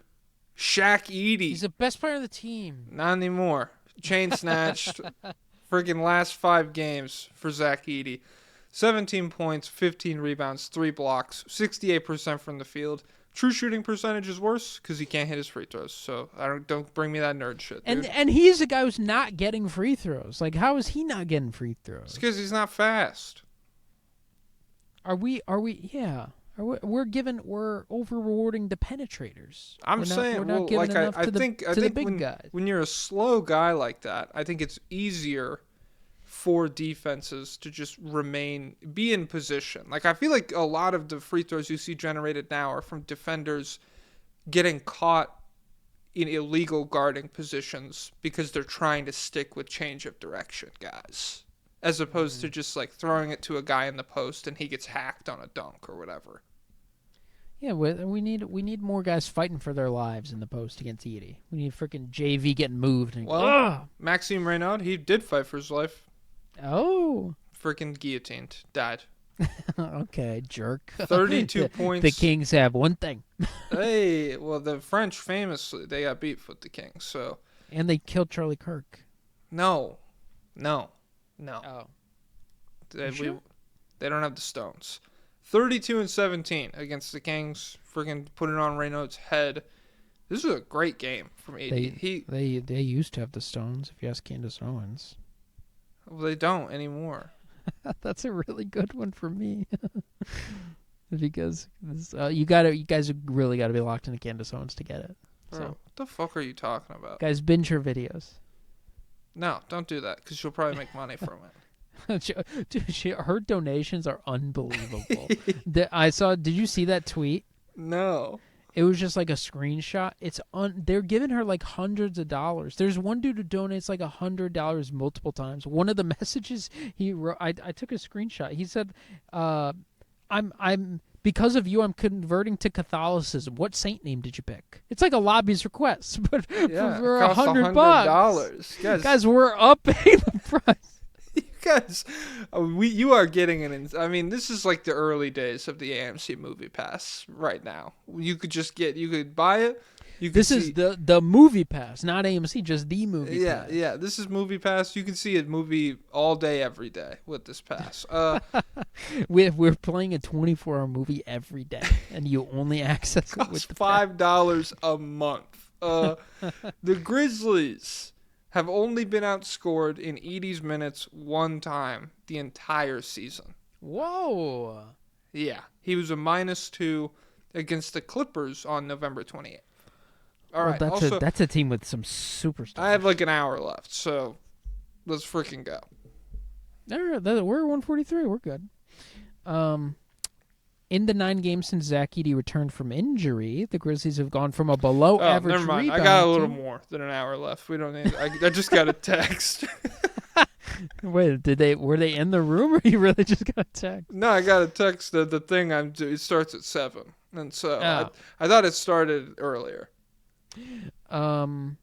they've gone from a below-average rebounding team to the third best in the league for the entirety of the season. So he's really carrying that. Yeah, Thomas Lisalo, he's 13-0 against teams under 500, and 7 of the Grizzlies' next 9 games are against such teams. So they're beating up on some bums. They're willing to beat up on some bums. So they might go on a little winning streak here and really get back into the playoffs. But yeah, it's honestly it's a good thing for a team that the vibes are so rancid for Coward to be pretty good. His 3-point percentage is down now. He did just have another good game. He dropped like 23, but he's been hitting some rookie walls. It's good for them to get him and Edie and for things to look up. And Ja and Jaren posted the same Instagram story that said focus on the mission. Focus on the mission. What are they, spies? How would you know? Because I'm a freaking counterinsurgency. For who? France. That's, guys, it's all Yeah. making so. Guys, is this episode going to be released or am I going to be dead?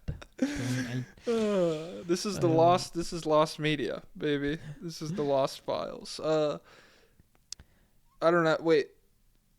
Oh, I scrolled out of my Grizzlies. I don't have any more Grizzly shit, so. Lobbyists. Michael Vick's dog. Hello, abnormally handsome man and abnormally short man. I think he's getting us mixed up. I think the Grizzlies should just start playing basketball like 2023 Purdue. Please tell me why this would work or wouldn't work. He said would work. Also, I have a foreign exchange student at my high school who played on the 16U Japan national team. He's really good at basketball, but he's really short. So should I kill him? Yes or no? If he has hoop dreams, you gotta let him know. Hey, don't kill him. I'm you just gotta saying, let like, him know.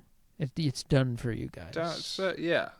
Be like, say your kind doesn't have a place here anymore, but make sure make sure you know it's about him being a small guard. Don't say that. Racial. Don't say that. Say, don't procreate. Oh. No more short jeans. In America, we all sterilize ourselves at Claire's. You should come do it with us. It's a trend.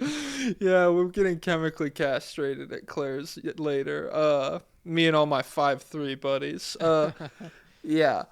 I don't know. I'm sure he's good. I'm sure he could probably have a very fun time. He could probably go to like local courts and people would be like, "Ha, freaking short stack over here. I got him." Oh my God. And then he could probably tear him up, and that is a very good life to live. But NBA hoop dreams, I don't know. And if you dress as a nerd too, oh my God. Mm-hmm. Then where do you play?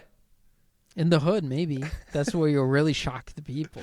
See, because I went there dressed as a nerd, and I saw that you left your mom's there, and so I was confused. Oh shoot. Yeah. But no, don't play like Purdue, because Purdue are frauds, and they've never gotten the job done. So. Yeah. Wait, did he win a championship or no? No, UConn. No. Yeah. He got owned by Klingon. Cunt Warlord. Is it infantile to celebrate and feel excited about beating the 6-17 Trainwreck Clippers? I understand that the team is legitimately awful, but Memphis has not been much better until recently, and we could not beat this team for years. Zoo used to just consistently kick Jaren's ass in the paint, with some of the most miserable losses to watch. 1,000% believe Kleiman drafted Edie with this in the back of his mind. Coward is also just incredible, even with his shooting slump. He's got so much off-ball feel, great passing and defense. His rebounding continues to be crazy, and he's got a smooth midi. The day we let go of our scouting department is the day that I die. Yeah, I think Jaren is probably, was Steven Adams there during his depot year? Probably, yeah. He just plays better with these. He's like the real Anthony Davis, where he's actually not better at the 5. What if instead of a scouting department, NBA teams had a shouting department? It was a very loud room. Okay. And what are they shouting about? Which players they should draft. But whoever is the loudest is the guy that they draft. Oh, shoot. Okay. That might be how it works, actually. Then, do you think Chris Paul and Jeff Van Gundy were shouting at each other? No, I think it was more, subtle tension. Like sexual? Or? Well, I think that probably, it could be part of it. I wouldn't say most of it. You think they rubbed heads? Bald? Well, because Chris Paul's not bald. That's where you get lost. He still has a hairline. Oh. It's just like... Jeff Van Gundy has hair. Well, yeah, I guess. I don't think they rubbed heads because they have beef. That's something that's like intertwining tales for the Na'vi. But have you ever seen the Sweet Life of Zach and Cody episode with Zac Efron? Yeah.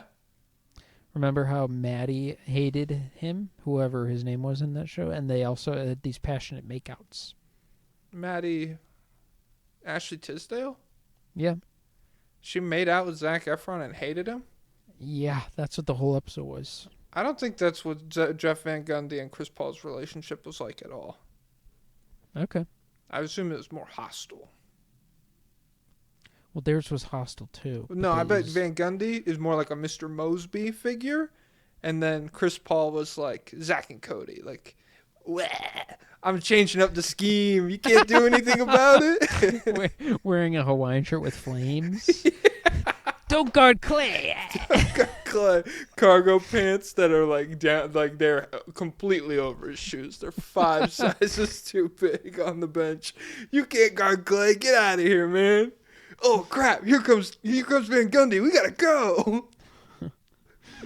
All right, screw the Grizzlies. Screw the Grizzlies. And Tyronn Lue is who's the guy in the closet? Arnold,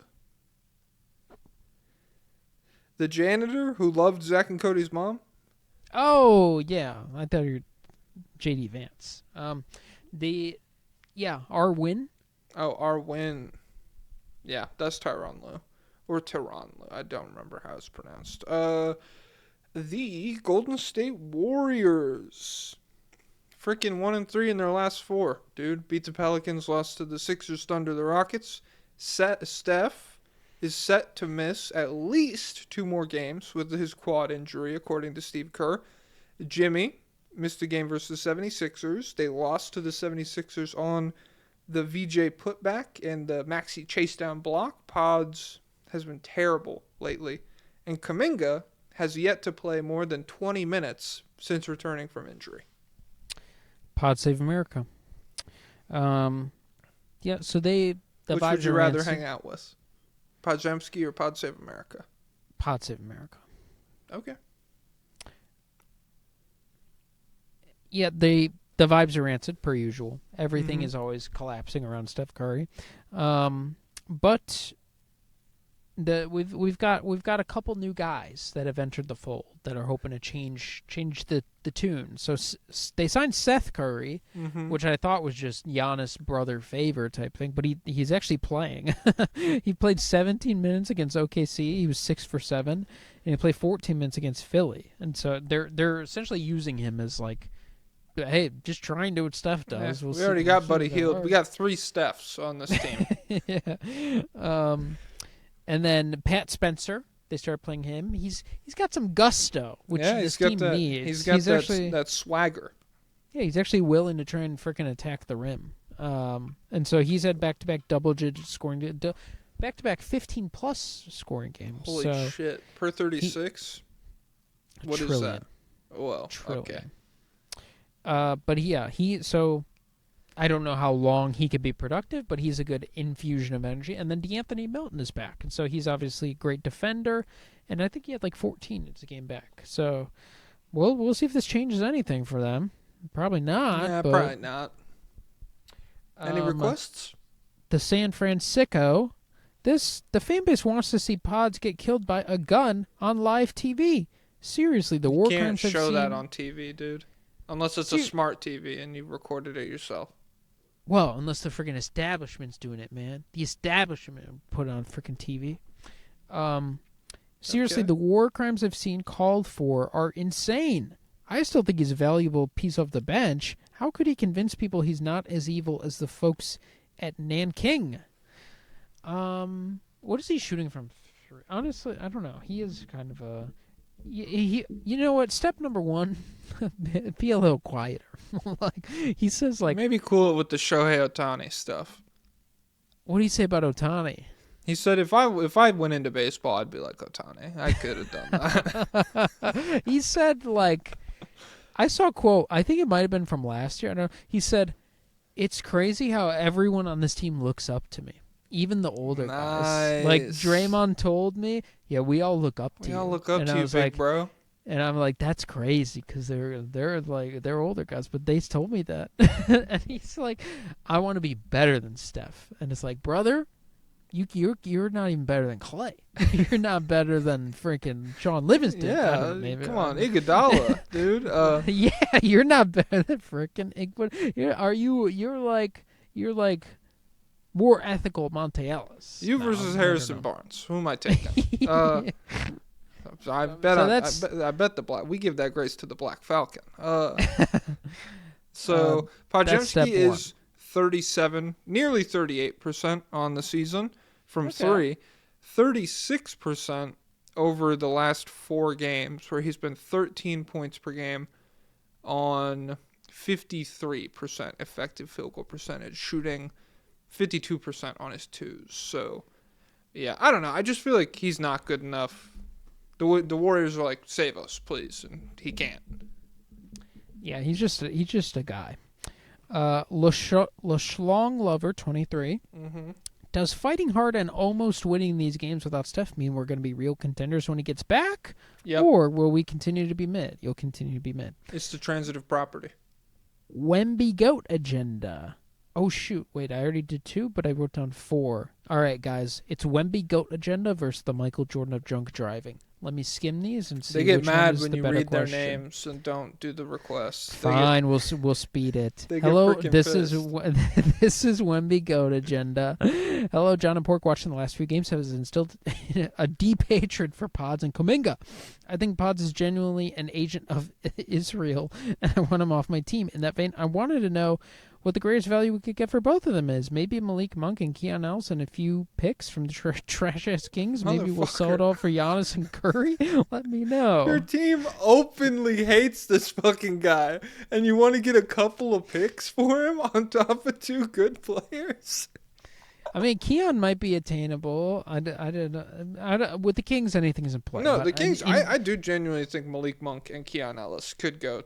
Yeah, like I think that's fine. But like the picks, you are just like gluttonous at that point. Just take the fucking good players for the guy who you who doesn't play for you. And when he does, Steve Kerr hates him. In general, I don't think the rest of the league cares about Pods that much, and I think Kuminga's trade value is not super high. So, the Michael Jordan of drunk driving. Hey, Jack, and my best friend Pablo. Okay. How long do you think Dick Steph Rider. can realistically stay in the league? Do you think his body gives out first, or do you think he just gets bored? I think goes his back mind gives out. and go.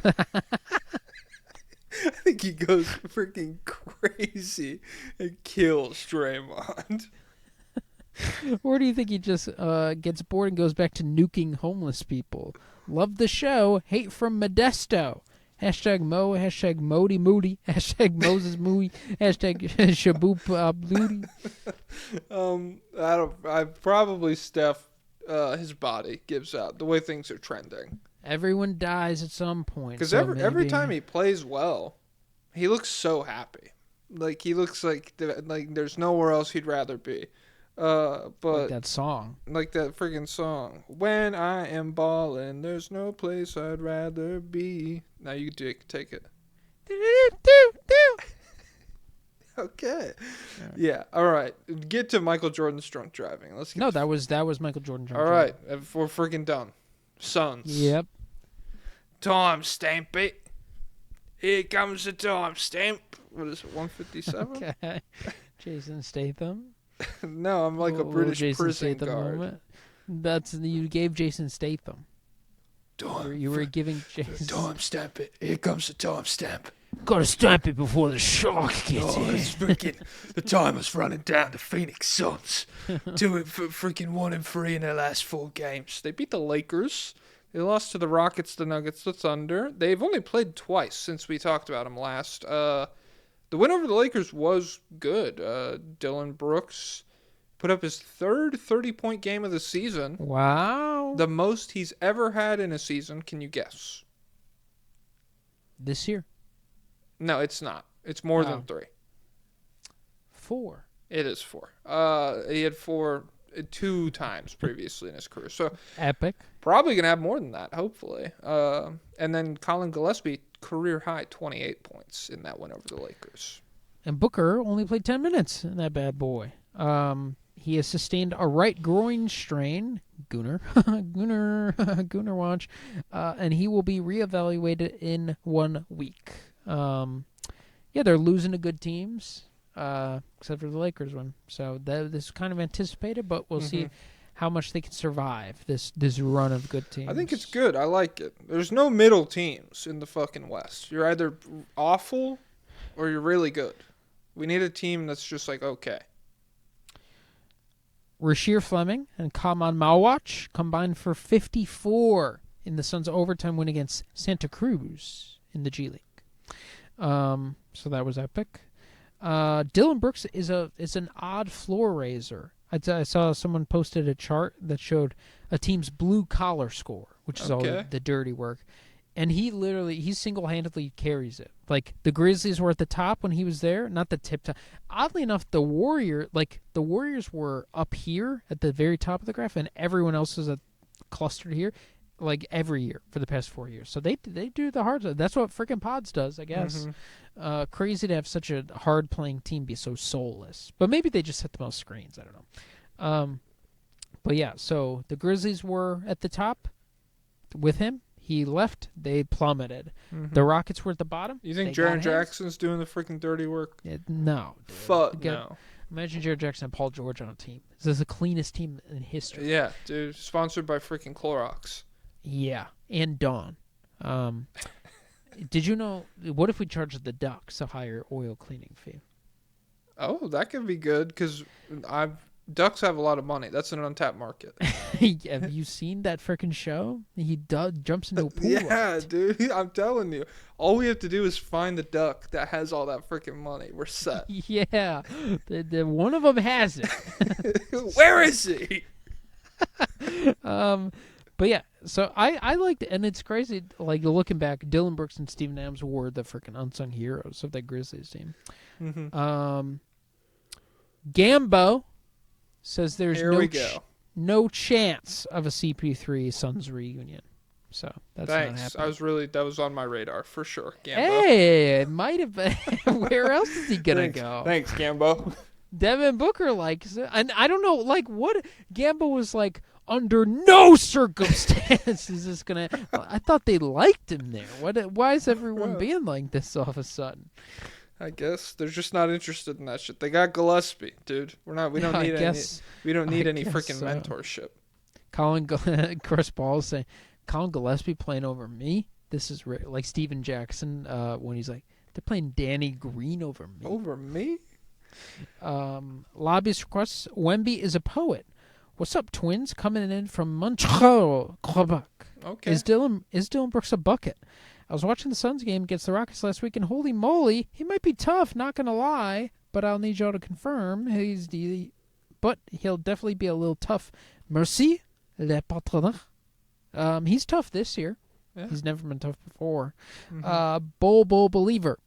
Just wanted to put Bol on your guys' minds. Is your favorite NBA player linking up with Netspend, Fake Mink, and Playboy Cardi? Fuck no. Also, is he the first NBA player in history to just essentially retire that young and not because of injuries? He probably could have gotten at least one more shot with the team if he wanted, but he chose the Chrome Hearts route. Yeah. Is that what he's like? What is it? He didn't make enough money to do that.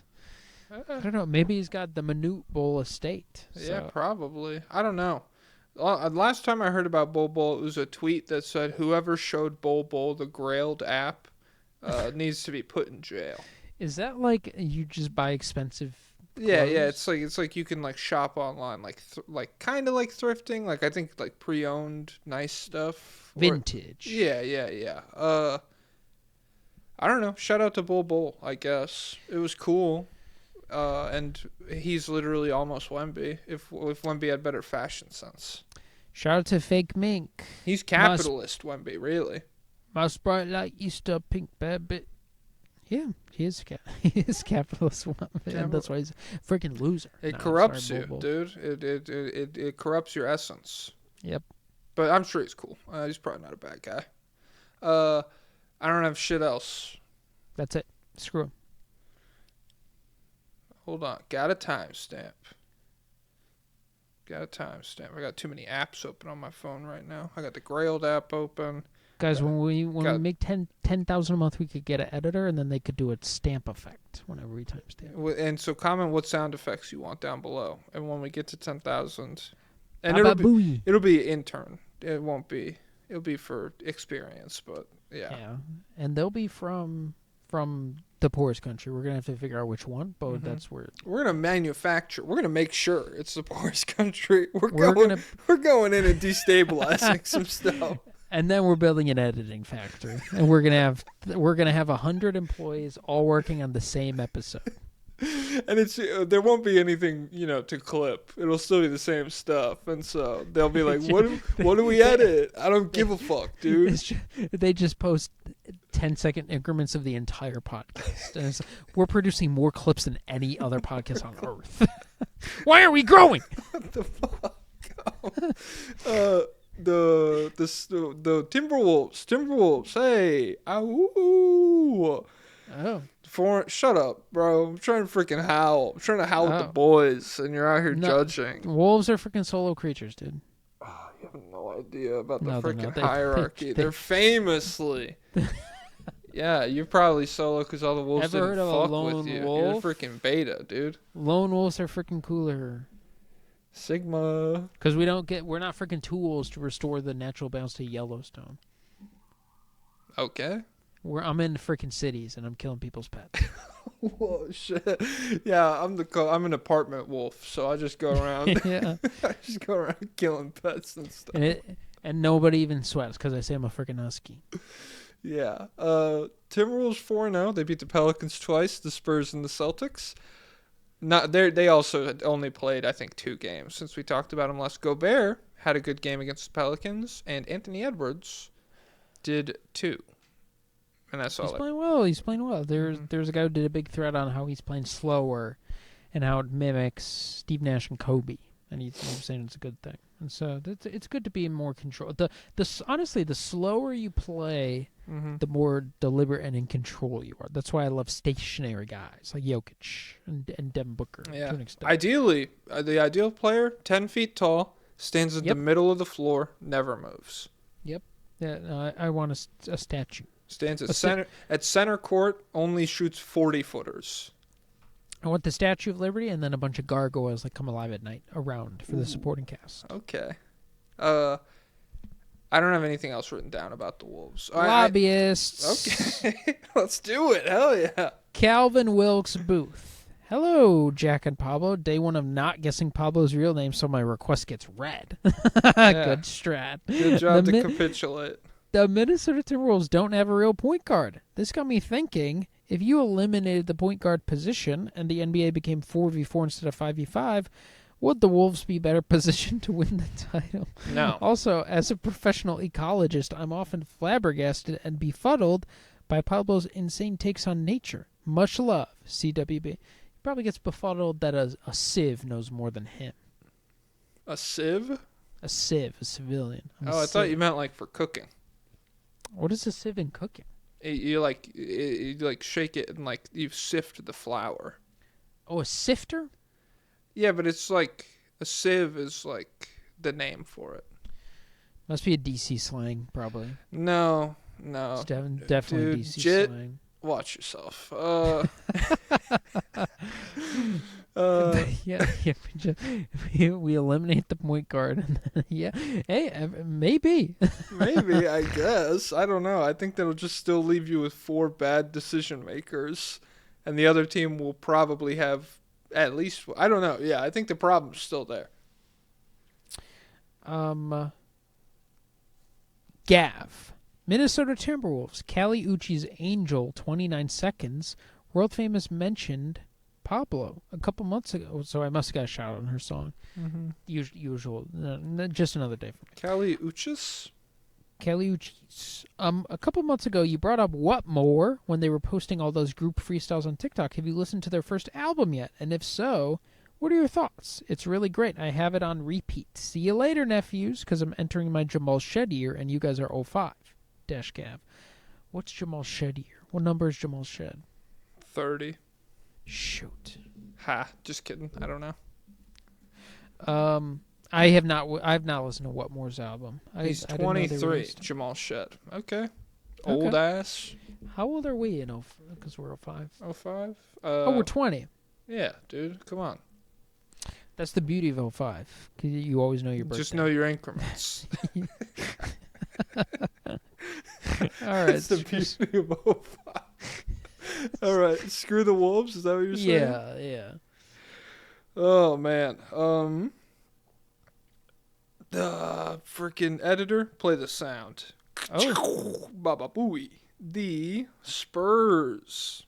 They're 3-1 in their last 4 as well. They beat the Magic, the Grizzlies, the Nuggets. They lost to the Wolves. Luke Cornett, game-winning block on Franz Wagner. De'Aaron Fox, hella clutch buckets. So I meant to go and write down how many, but I forgot. And so let's just leave it at hella. Could be 8. Could be 8. Could be 10. Could be 6. Depends what hella means to you. You know what else is subjective? Art. Stephon Castle's trade value. Yeah. Reportedly untouchable. Him and Harper. Harper's one thing. It's crazy. Mm-hmm. It's crazy. Their fans got to get a grip. I mean, the Bucks are supposed to. Bro, this freaking Pablo Picasso painting and my car are not for sale, dude. So don't even try. They're both priceless. You could take my freaking magic beans. Okay. Yeah. No, they don't grow into a beanstalk, so don't even try. Okay. So the Spurs get to keep their young guys, but you're all, and they get Giannis. Mm-hmm. But we're supposed to value your picks going forward. Like, why? They got to get a grip, man. And so it's fine to say, you know what? I'm not into it. I'm not into it for Dylan Harper. I think saying I'm not doing Castle for Giannis is psychotic and absolute madness. But if you believe he's the next freaking, how good does Castle have to be? Jimmy? If he's Jimmy level, it's worth it, I guess. Yeah, that's an enormous jump. Yeah, the Spurs fans I saw, it was kind of like that Blazers fan who did the request earlier, where he was like, I'd rather trade Sharp and Scoot Henderson for Giannis. Where they're like, I'd rather trade De'Aaron Fox for Giannis. And it's like, okay, well, that's like, you understand why that's not going to happen, right? That was, I think that was the main sentiment when I posted a clip of us talking about the Dylan Harper's trade. They're like, someone was like, no, the Fox contract was obviously structured to trade for Giannis. And I'm like, well, okay, why do I care? Why would the Bucks do that, dude? I like no, it. You don't. This is part of our plan. You don't get it. Mm-hmm. This is part of our Spurs master plan. Unless the Bucks GM is a double agent, unless he is from San Antonio, chilling on the Riverwalk every weekend, then it just doesn't make any sense. He might be evil. I mean, he's assembled a very evil team. Yeah. Oh, maybe what other evil players? De'Aaron Fox, crypto scammer. You forget crypto that. scammer. Okay, so he might be into Fox. It's kind of evil. Oh my God, the Magic could do it because remember Paolo, if he could freeze time, he'd be a rapist. So well, we don't have that confirmed. All we have. Don't give anyone backstory. Just, if you know, you know. You can't. That's the conversation. You can't put That's your foot down firm on that one. Well, I don't know. So in 2022, I was trying to think of comparable situations from the past, but it's hard, and I didn't put that much time into it. In 2022, the Raptors refused to include Scotty in a KD trade. Was that the right move or was that the wrong move? 2022? Yeah. So do they still have Siakam and OG? I don't know. I think so. I don't know. I feel like that's probably the right move, but I feel like we're also talking about two different levels of player. Even though KD in Brooklyn, he was like an MVP-ish level guy. This is from Brooklyn. instead of going to the Suns. I don't know. That one is very close, but ultimately I think you're fine with how it worked out. It's easy to say that now, though. If you asked me that at like the end of last season, I would probably be like, fuck, they definitely should have traded for him. What do you think? I think they definitely would have had a higher ceiling.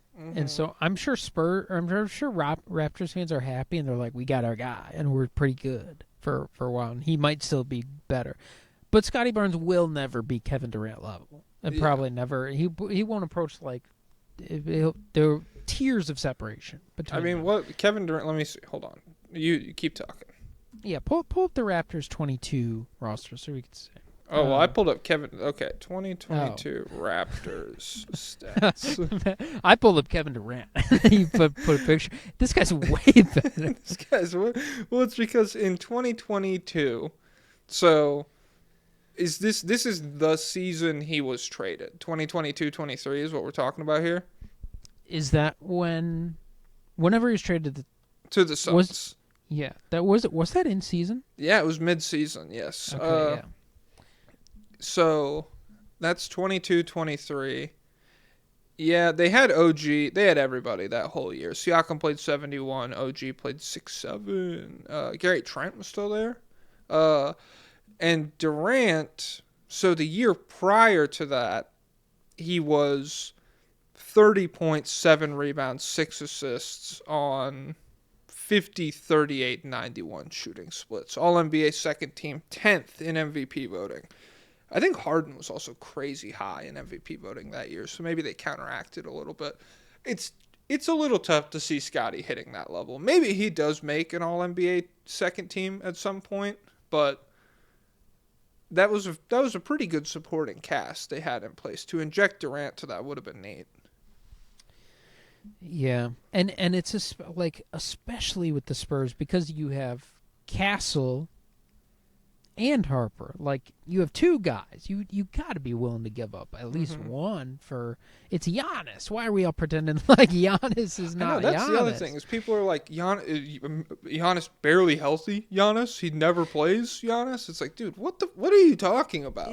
Would this if Jokic hit the market today? Did they talk about it the same way? Like, would the Spurs be like, we're not giving up Castle for Jokic? I think it'd be. I don't think so.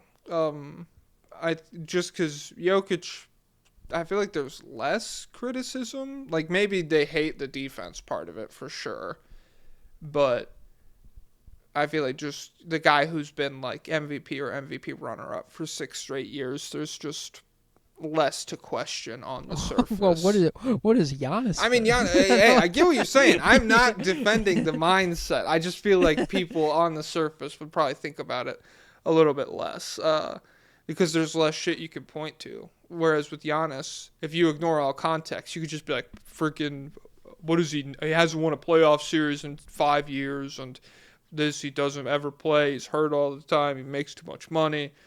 There's just more dumb arguments against it. Do we have any other requests for the Spurs? Victor Wembanyama says trans rights. Hello. Hey, thanks for scaring off all the Sydney Sweeney people. Yeah, thanks. I'm feeling very conflicted about this recent stretch of Spurs basketball. On one hand, I'm very happy they're playing well and are maintaining a top 5 spot in the West without Wemby. On the other hand, having too many stretches of wins without Wemby will hurt the GOAT agenda. No one's going to fucking remember this stretch, dude. One's going to remember this stretch. No, dude. When it gets to GOAT talks, you think Mamba Legs 24, they're putting it on a graphic right now. Do you think it's easier to convince? I saw the funniest Mombalytics thing the other day. He did like 4 pages worth of math to calculate that Kobe in 2025, 46 points per game, 61% true shooting. What? Huh? What? Wow. I don't know. I couldn't follow. It was too much math. That's too smart for us. That's how he freaking gets you, dude. Is he just outsmarts you? That's how he gets you. Because he's the number one smartest guy ever, and so it's hard. He just does things us can't understand. Mm-hmm. He's the burner for I have the world's highest IQ. That's his basketball account. Whoa. Yeah. Do you think it's easier to convince people that Wemby has inspired the locker room and created a winning culture while gone? Or is it easier to create a memory-erasing device a la Men in Black? It could also be used to make people forget about Embiid's 70. Thanks, boys. Love the show. Also, Jack, I've really been enjoying all the comics you've been posting, so keep doing that. Thanks. Oh, I saw one of them. I saw the Speed Face one. That one blew up. That one was that big. was crazy. Yeah.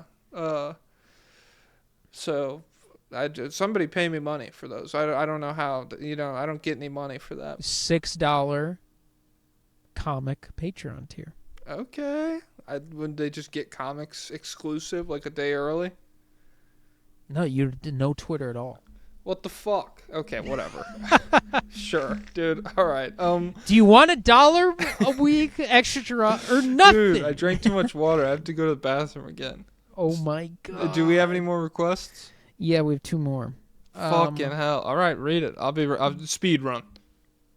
Oh shoot, okay. Google said, "Are you low on Stefan Castle relative to hype or in general? Do you believe he can be a net positive contributor to winning?" So I think he's a plus defender, but I don't think he has I don't really see all defense team or anything. And because he is physically limited and stuff, he's not a big hulking wing. He can't guard LeBron, but I think he's a plus defender, and I think he can be a positive player especially if he shoots. But I just don't really see any kind of real stardom.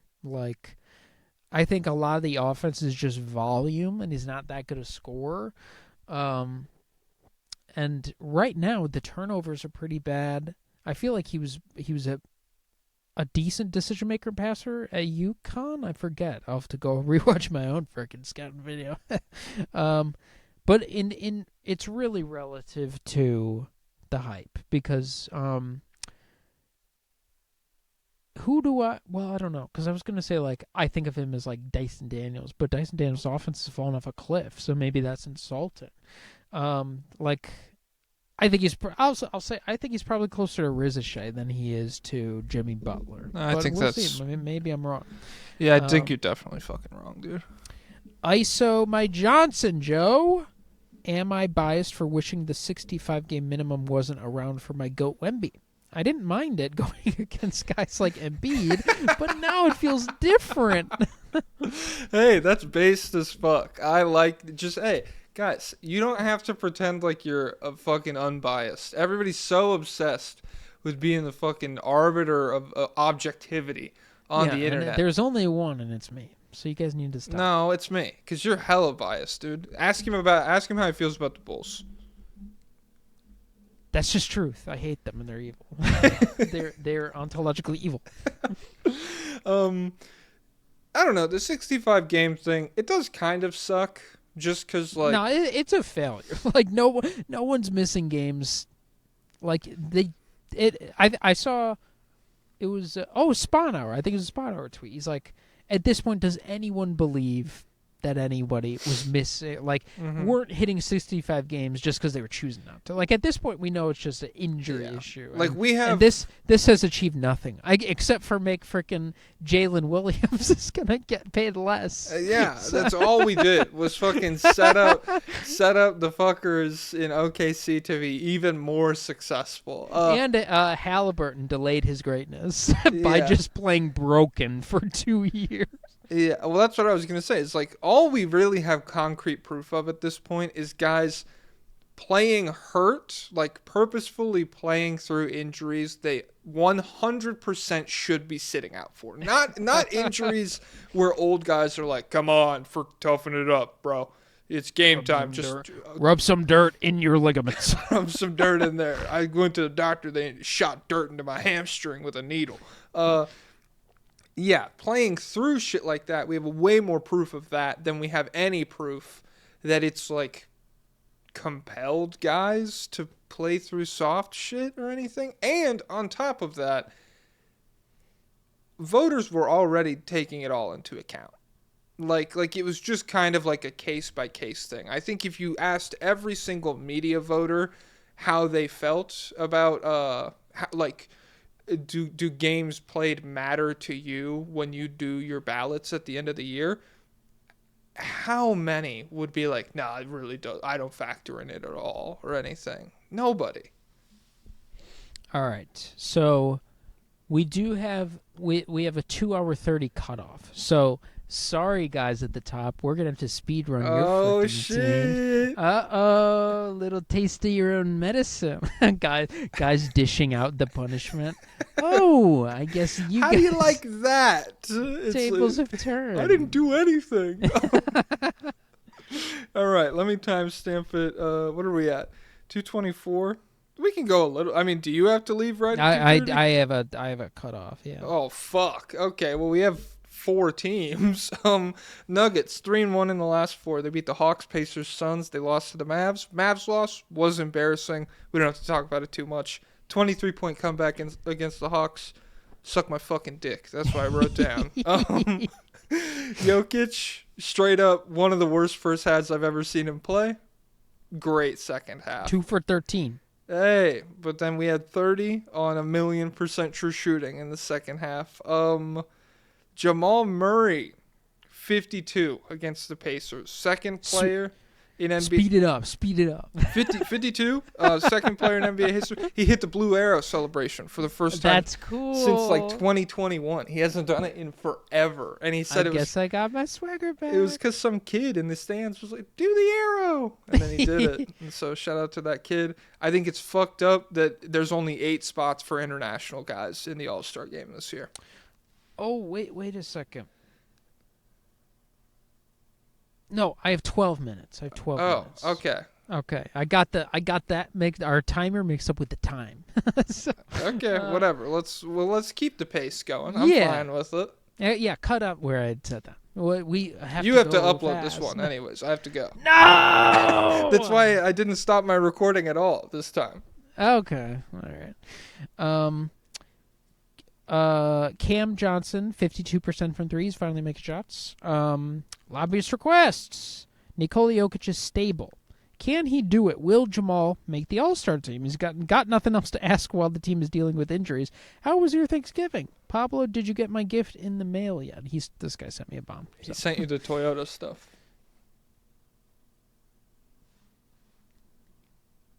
Hello? What the fuck is happening?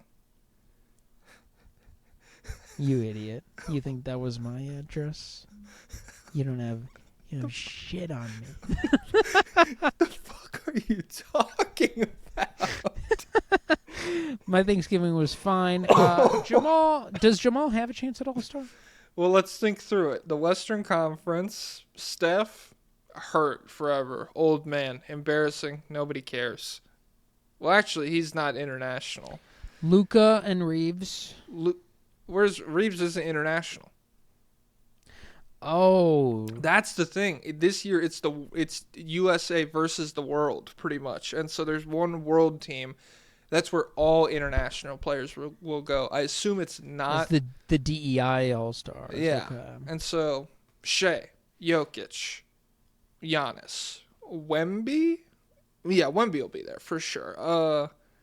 Embiid? He's alive. You think Embiid's going to... I don't know.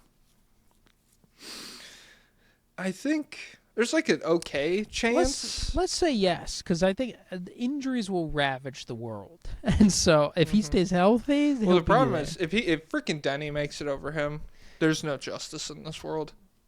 Well, that's not the world. That's freaking heaven on earth where he's from. So that should be Canada? a separate thing. No, where Denny's from. Serbia? He was from there, and then he moved. The Big Cheese. They got a Spencer Jones breakout game and still lost. Feels like they should be a way better team than last year, but they just have some silly losses and maybe blown leads. Freaking check losses the with Hawks blown game, dude. Maybe concerning, I'm not sure. Also, Aaron Gordon, please get healthy. The Big Cheese. Their defense does suck still. It's Barry terrible. Propel. Jamal Murray is on the fast track to becoming an all-star for the first time ever. Bro, are you guys even listening? We already talked about this. Do you guys think he's in a better place to have success against the Thunder if it comes down to a 7-game series? Is this enough of a leap? Yeah, if he's playing good, Jamal should be more capable. I swear his calf was hurt. last year too. Like, I swear he was not 100%. I mean, regardless, I think any success will have to be looked at through an OKC lens, where it's like, oh, he averaged 19 and he shot 45% from 3 against this Thunder team. That's really cool. I don't think it'll be like 30 points per game. Yeah. Okay, Lakers. Lakers. I'm hungry Of as course, shit. LeBron James. 228. His scoring streak is over, LeBron. The sciatica's finally killed him. Mm-hmm. Luka had a kid. And that was it. Well, then there's lobbyists. Do you have any? Virile. I saw an AO3 thing about Luka and Austin Reeves and Luka's the betrayal of the Mavericks igniting a fire in Luka that made him fall in love with Reeves. I don't like that because he's married to his freaking childhood sweetheart. So Okay. Maybe she's Grizzlies. no, she's a freaking model. Okay. Model looks your freaking face card and your Riz are totally separate, dude. Dude, they're freaking small from small town Slovenia, jock and popular girl, and they're probably nice to everyone. I'm going to a party tonight. I'm strictly going to talk about look smacking stuff. Like, I'm just going to be like, yeah, that guy over there, low tier normie. You see Clav? His parents pulled his passport. Bullshit, dude. Fuck yeah, just scare everybody. That really did happen, though. He can't get his surgery because his parents took away his passport and his documents. That's because they know he'd be too freaking strong. Yeah, and he said, I'm contacting the embassy. I'm contacting everyone. I'm trying to get papers. I'm trying to get a passport. Hell yeah. Yeah, LeBron, the scoring streak, 10 points. It's over. But he made the right play. So you're probably seething and coping. He only made the right play so he could say he made the right play. Yeah, that is what a LeBron hater would say. They think it's all freaking calculated. Like, he just doesn't want to win.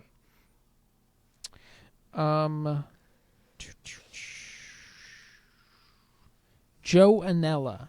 Hello, my fellow comrades. I'm here representing the Lake Show. I understand the hate towards the Lakers. If I wasn't a fan of them, I'd hate them too. Mm-hmm. But just wanted to say I love you guys and I enjoy giving you my money. Thank you. Hey, also, thanks for the Galaxy. If Austin Reeves doesn't get an All-Star nod, is that the most blatant anti-white racism in league history? Yes. No. And we're going to need to make a separate all-white All-Star team to make up for it. Whoa. I'm not on board with that. Hansen Jongen. Yeah, because you're not white. Okay? You're freaking Serb or something. Okay. Sorry. Hello, fellow travelers. And this is Hansen Jongen. Hello, fellow travelers. Watching the paternity leave Lakers get blown out by the Boston Bombers reminds me of their depth issues. Dalton is following in the footsteps of former late picks like talentless Horton Tucker and JHS. JJ is given the rookie minutes because Vando can't put the ball in the hoop, but at least LaRavia has been playing decent. Do they have any rotation pieces you guys would take, or are they all Luka merchants? If Rui's making threes, I still think he's fine. And LaRavia's fine. DeAndre Ayton's been pretty good. You just have a ton of fine guys, but yeah, I mean the overall depth does not wow you. Mm-hmm. KCP ankle monitor, mother and father KCP AM from Australia here. So disappointing to see LeBron's 10+ point per game streak. Wait. So disappointed to see LeBron's 10+ point per game streak end because he is so unselfish and made the right play. Mm-hmm. Does this still hold weight in all-time conversations considering the streak ended when he was 40? On the bright side, he still keeps the streak of 98 games of scoring 8+ points per game. Yeah, there's a new active streak has started. This podcast hurts my ears. 5 stars. Yours truly, KCPAM. That's epic. So, if you're in GOAT arguments, you're already more akin to an animal than a human. But if you're in GOAT arguments saying you don't get the LeBron 10-point game streak, puts him when over. When the fuck did Michael ever do anything like that, man? Yeah, because there might be a freaking game in January where Michael gets 4 points. LeBron would have 10 points in that game. Yeah, in that very same game. Dude, at least 10. And it's not, and up until he's 40, and then it's not dropping below 8. So yeah.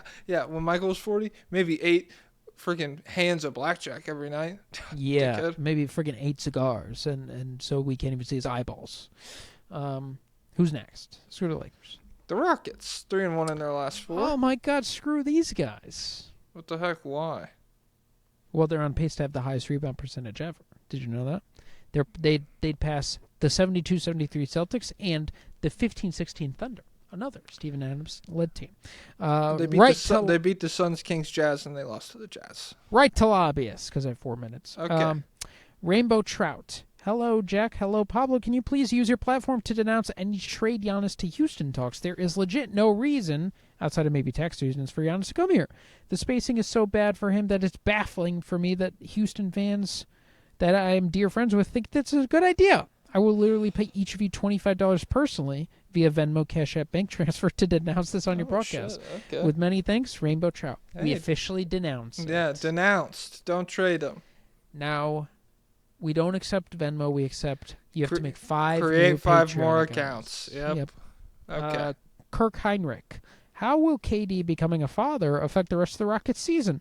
Will a newfound maturity in fatherhood help him evolve as a leader, or will the No. added stress and lack of sleep affect his performance on the court? He's not taking care of that kid. What the fuck? Does the kid live with You him, don't or know. is he? No, he is taking care of the kid, but he's been conditioned from going to the club and getting shots up so much that he can stay up late and still be fine. That is true, but also, and he's rich. He could just hire a freaking nanny. I bet. Whoever. I bet even his wife isn't even freaking taking. I wonder how tall that baby is. Yeah, that baby. Tall-ass That baby. Take care of yourself. You're fucking 4 feet tall already. Come on. Grown ass man. And it's gonna make him. It's gonna freaking make him worse because he's gonna focus more on the beautiful journey of fatherhood and care less about basketball. This is what you guys don't understand. That's what happened to freaking Derrick Rose, and that's also what happened to Drake, and that's why Kendrick owned him in the rap That's what battle happened because to he was Josh, too busy. No, screw the Rockets. The Thunder. Oh shit, we got 2 minutes. They beat the Mavs, Warriors, Blazers, SGA. 9th game of the season with 30 points in less than 30 minutes. That is tied with Giannis for the most ever in a season. 2020 Giannis. Took Giannis 63 games to do it. So Shea probably gonna blow out that freaking record, dude. Brandon Jones, IDGAF, Shea is the best in the world. Screw you and your fat whitey, Jack. He's talking about Jokic. Fat whitey. Unironically, I think at this point it is not unreasonable to have Shea number 1 in the world, if only for the fact that he just doesn't take nights off, which Joker obviously does. Peak Jokic is probably better, but on an average night, I'd rather have SGA at this point. That's fair. Feet Loaf. You're a freaking idiot, dude. Fuck you. OKC Thunder. Hello, smiling friends. The numbers are somewhat concerning without Hardenstein playing. Obviously, it's great we're still winning games, but how can we use the lack of offensive cohesion in recent games to push the Isaiah Hartenstein MVP agenda? He's basically Jokic, but not fat. If anyone wants to see a 7-foot European win the MVP, it most certainly isn't Jokic. Well, I think your agenda is backed by the freaking B-ball reference MVP tracker. I think he's like top 10. So what about just the gotta penis post that reference MVP tracker? Okay. It's Only 4:30. 7 foot. We gotta go, dude. Time's up. All right, Cunt Warlord, we need a Maoist-style cultural revolution to Cunt liberate Warlord us from already got a SGA request. derangement syndrome. All right, then. Yeah, that's true. That's facts. That's true. Yeah, I know. Later, Cunt Warlord. Later, loser. All right, David Robinson. Later. Take it away. Basketball is an endurance race. Whoever's got something left to give in the fourth quarter wins.